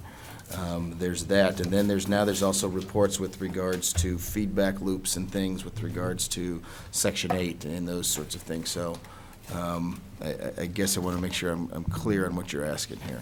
I know that the specific who to whom, but I feel like you even alluded that you find value in the narrative reporting Correct. process. I'd like to see that get put in there somewhere with them, saying they need to be doing that on a semi-annual basis at least, if not a quarterly basis or something along those lines. At your discretion, maybe you can just give me feedback next week about. Sure, and that sort of about speaks that. as to why some of this was, because I'm trying to, I hear what you're saying, I just don't want to overpromise and underdeliver. So I want to make sure that we have exactly what, that we think we can, a document that we can live with here, that encompasses all sorts of things as we get more narrowly defined. I'm wondering if it's possible then to enumerate some of your other needs to be addressed at our next meeting rather than work on them tonight, because we have a mandatory cutoff. We cannot continue past 11:30, and we have 2 more items to go. I only have one more, Dennis, and then I'm through. Okay, thank you. We did talk very briefly on active shooter scenarios and those types of situations, but I don't actually see anything in the SOP regarding that situation. Is there did I miss something in there about that? So there is a section where they participate in all safety drills, and they are part of the team at the building related to safety, and I just have to find it. So under Section 7, Development of School Safety Plans, the SRO is going to work with the building principal regarding safety concerns. We would expect we have a district crisis team, so we would expect the SROs to be part of that. Deputy Chief Searles is there, and Lieutenant, right, Sanders are members of that team, and then we will incorporate input from the SROs as part of that. So they are part of the school safety team. So that is on page 10. Okay, thank you. So, I mean, we don't speak specifically to intruder, but it would be all school safety planning. So we have crisis plans, which include intruder. Okay. Thanks. I'll just make one final comment. Again, I want to reiterate, sorry, Dean. I just want to reiterate that. I'm just amazed. I know. I just only have one final comment 5 times. I want to reiterate that I think that the intention is well thought out here as far as, the intention is not well thought out, but the intention is great. The intention is good. I think that everybody has come here with the right motivations, but I don't think that the process was done as inclusively as it could have been. I think that there's still quite a bit that needs to be added to this to allow our concerned folks in the public to believe that we have their best interest at heart, just because there was not enough. And I know it's going to have to go back to the school board because we're going to make enough changes to the IGA. They're going to have to approve it themselves. But as it stands tonight, I cannot support this document in its current form. I'll see what it comes back to full council next week. Okay. So there's a week of some modifications, and I think we're probably going to have to see an edited version of this with new language, and I'm not sure you'll be able to come up And with that a lot won't of be next language. week. Couldn't possibly I be. just said that to him. All right. That's not going to happen that quickly. All right, so then I'm not sure what to say about this. We're not going to be able to continue this into a final version next week, and we have, we may want to, choose a time forward that we Well, let's send this to. just go through our procedures. All right. And would be my suggestion, vote on the amendment, and then vote on the. Now, we did accept the Oh, amendment. we've accepted the amendment. Well, Now we're back to the entire document. Discussion. so I suggest that we vote on the full document. This still has to go to the full council. Yes. So there would be a chance, I don't know if this full document will, how this is going to fare in the vote we're about to take, but let's vote on it, and that will provide a context for the discussion in the full council. Would be my suggestion. And Cerise. Okay, I'd like to move the resolution number 29. There's a motion on the floor. Oh, okay. We're good with that. Oh, well, then I'd like to. Oh. Well, that would be me, but then Okay, I'm sorry. also Bill Brown. Yeah, I mean, I'll have more discussion next week. I think, I'm convinced that that staff has done a really good job trying to get this together. I think the objectives are good. Everyone has good intentions with this. I read through several of the research reports that were submitted and from both sides, and all of them have caveats, and there's certainly no strong message either way. They usually come out as some work and some don't. And I think if you do it right and make sure you don't mix up discipline with criminal matters, they tend to work. But they all also say that more study is needed. You need more longitudinal studies, not just comparisons and correlations across different districts at different times. So it's still kind of a work in progress as far as how to fine tune, I think, the SRO. I think from my perspective, I haven't been in schools with that age student in a long time. I'm not going to start trying to second guess what the staffing level should be. I think that's up to the school board and the school administration. I think the way I'm looking at it is it open and transparent? Are objectives pure? Do we have enough information in the operating procedures to make a good effort? And we know there will be some adjustment as we go along. And is there a good review? Is there adequate review? And I think we've touched on that and kind of fixed some things we thought needed beefing up tonight. So I'm comfortable with going forward with this tonight and recommending it for approval. If there's anything that can be done to help Jared's case, and I think that would be great between now and then if you can make some adjustments if you want to. If you want to withdraw it and hold it back for longer, you can. But I think I'm comfortable with going ahead for now and recommending this for approval. Okay, the city clerk. And if you send this to council next week, you can still amend it, you can still discuss it, and if it's not ready, I'm sure they'll report that it's not completely ready, discuss where they're at, and send it on to committee or council from there. Mhm. But Eric was right, and Councilman Well, so Jacobson just was correct, and just follow the take it forward. process and it will work. We're just trying to send it to council. All right. So then let's do the vote. All in favor indicate by saying aye. Aye. Aye. Any opposed? Aye. All right, there's one opposed. But we will send this forward to council and we'll see the refinements and further considerations. All right, thank you very much. Thank you Put very it back. much. You've seen us at our worst. No, I'm Thank very you so best. much. So we got two more things to talk about tonight. Ordinance number 2019-11-067, an ordinance revising the annual budget ordinance, and budget amendment number 2, omnibus. Elizabeth Hanna, if she's awake, would she please come forward? Wake up, Elizabeth! This is basically just the budget amendment that makes the SRO program work in the budget, so this should travel with the previous item.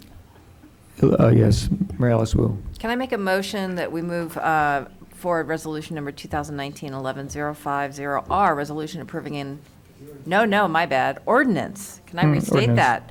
Ordinance number 2019-11-067, an ordinance revising the annual budget ordinance, budget amendment number 2, with a recommendation for approval to City Council. Is that- Okay, and then Cerise has seconded. Any discussion? All in favor indicate by saying aye. Aye. Aye. Anybody opposed? Aye. Okay, that's fine. One person says no. All right, but it's going to go forward, and we'll see what happens next week. Okay, last item is a discussion on the resolution to support the IHS bid, which has to do with the Illinois high school basketball. Yeah, this is the Illinois High School Association Boys State Basketball Tournament. Visit Champaign County is leading an effort again to try to win the bid, and they're putting together a bid package. If you recall, Peoria, the tournament has been held in Peoria for the past 20 years or so, and periodically the communities try to get it back. So this is the part of that effort. I'm recommending to you, and again, this is no action tonight, this is simply discussion, that we budget $7,500 a year for the 3 fiscal years of this bid. Last time around, the city pledged $5,000 a year for 5 years. So our total overall pledge is somewhat smaller over a shorter period of time. The foundation, the money goes to the foundation, the IHSA Foundation, which supports the non-revenue generating events and activities like Scholastic Bowl and band contests and debate, drama, and that sort of thing. And we're joining with U of I, Visit Champaign County, City of Champaign, Village of Savoy, Rantoul. There may be some other communities. I think St. Joe is giving a little as well. We expect, in terms of impact on the community, you know, with additional people in the community over the weekend, we expect hotels, restaurants, retail outlets, gas stations to benefit from the visitors. It's also a great opportunity to showcase the community to people from all over the state, especially kids coming down for the first time, seeing the State Farm Center, excuse me. So anyway, the item is, we'll put it under new business next week for your vote. We'll have to suspend, we'll suspend the resolution on resolutions for that next week, and then letters of support are due December 10th, and the bid package has to be in by mid-January. So we are under some time constraints here. Okay, well, So, thank you for that information. For your thoughts over the next week. All right, and then apparently seeing no other business before us, we are adjourned.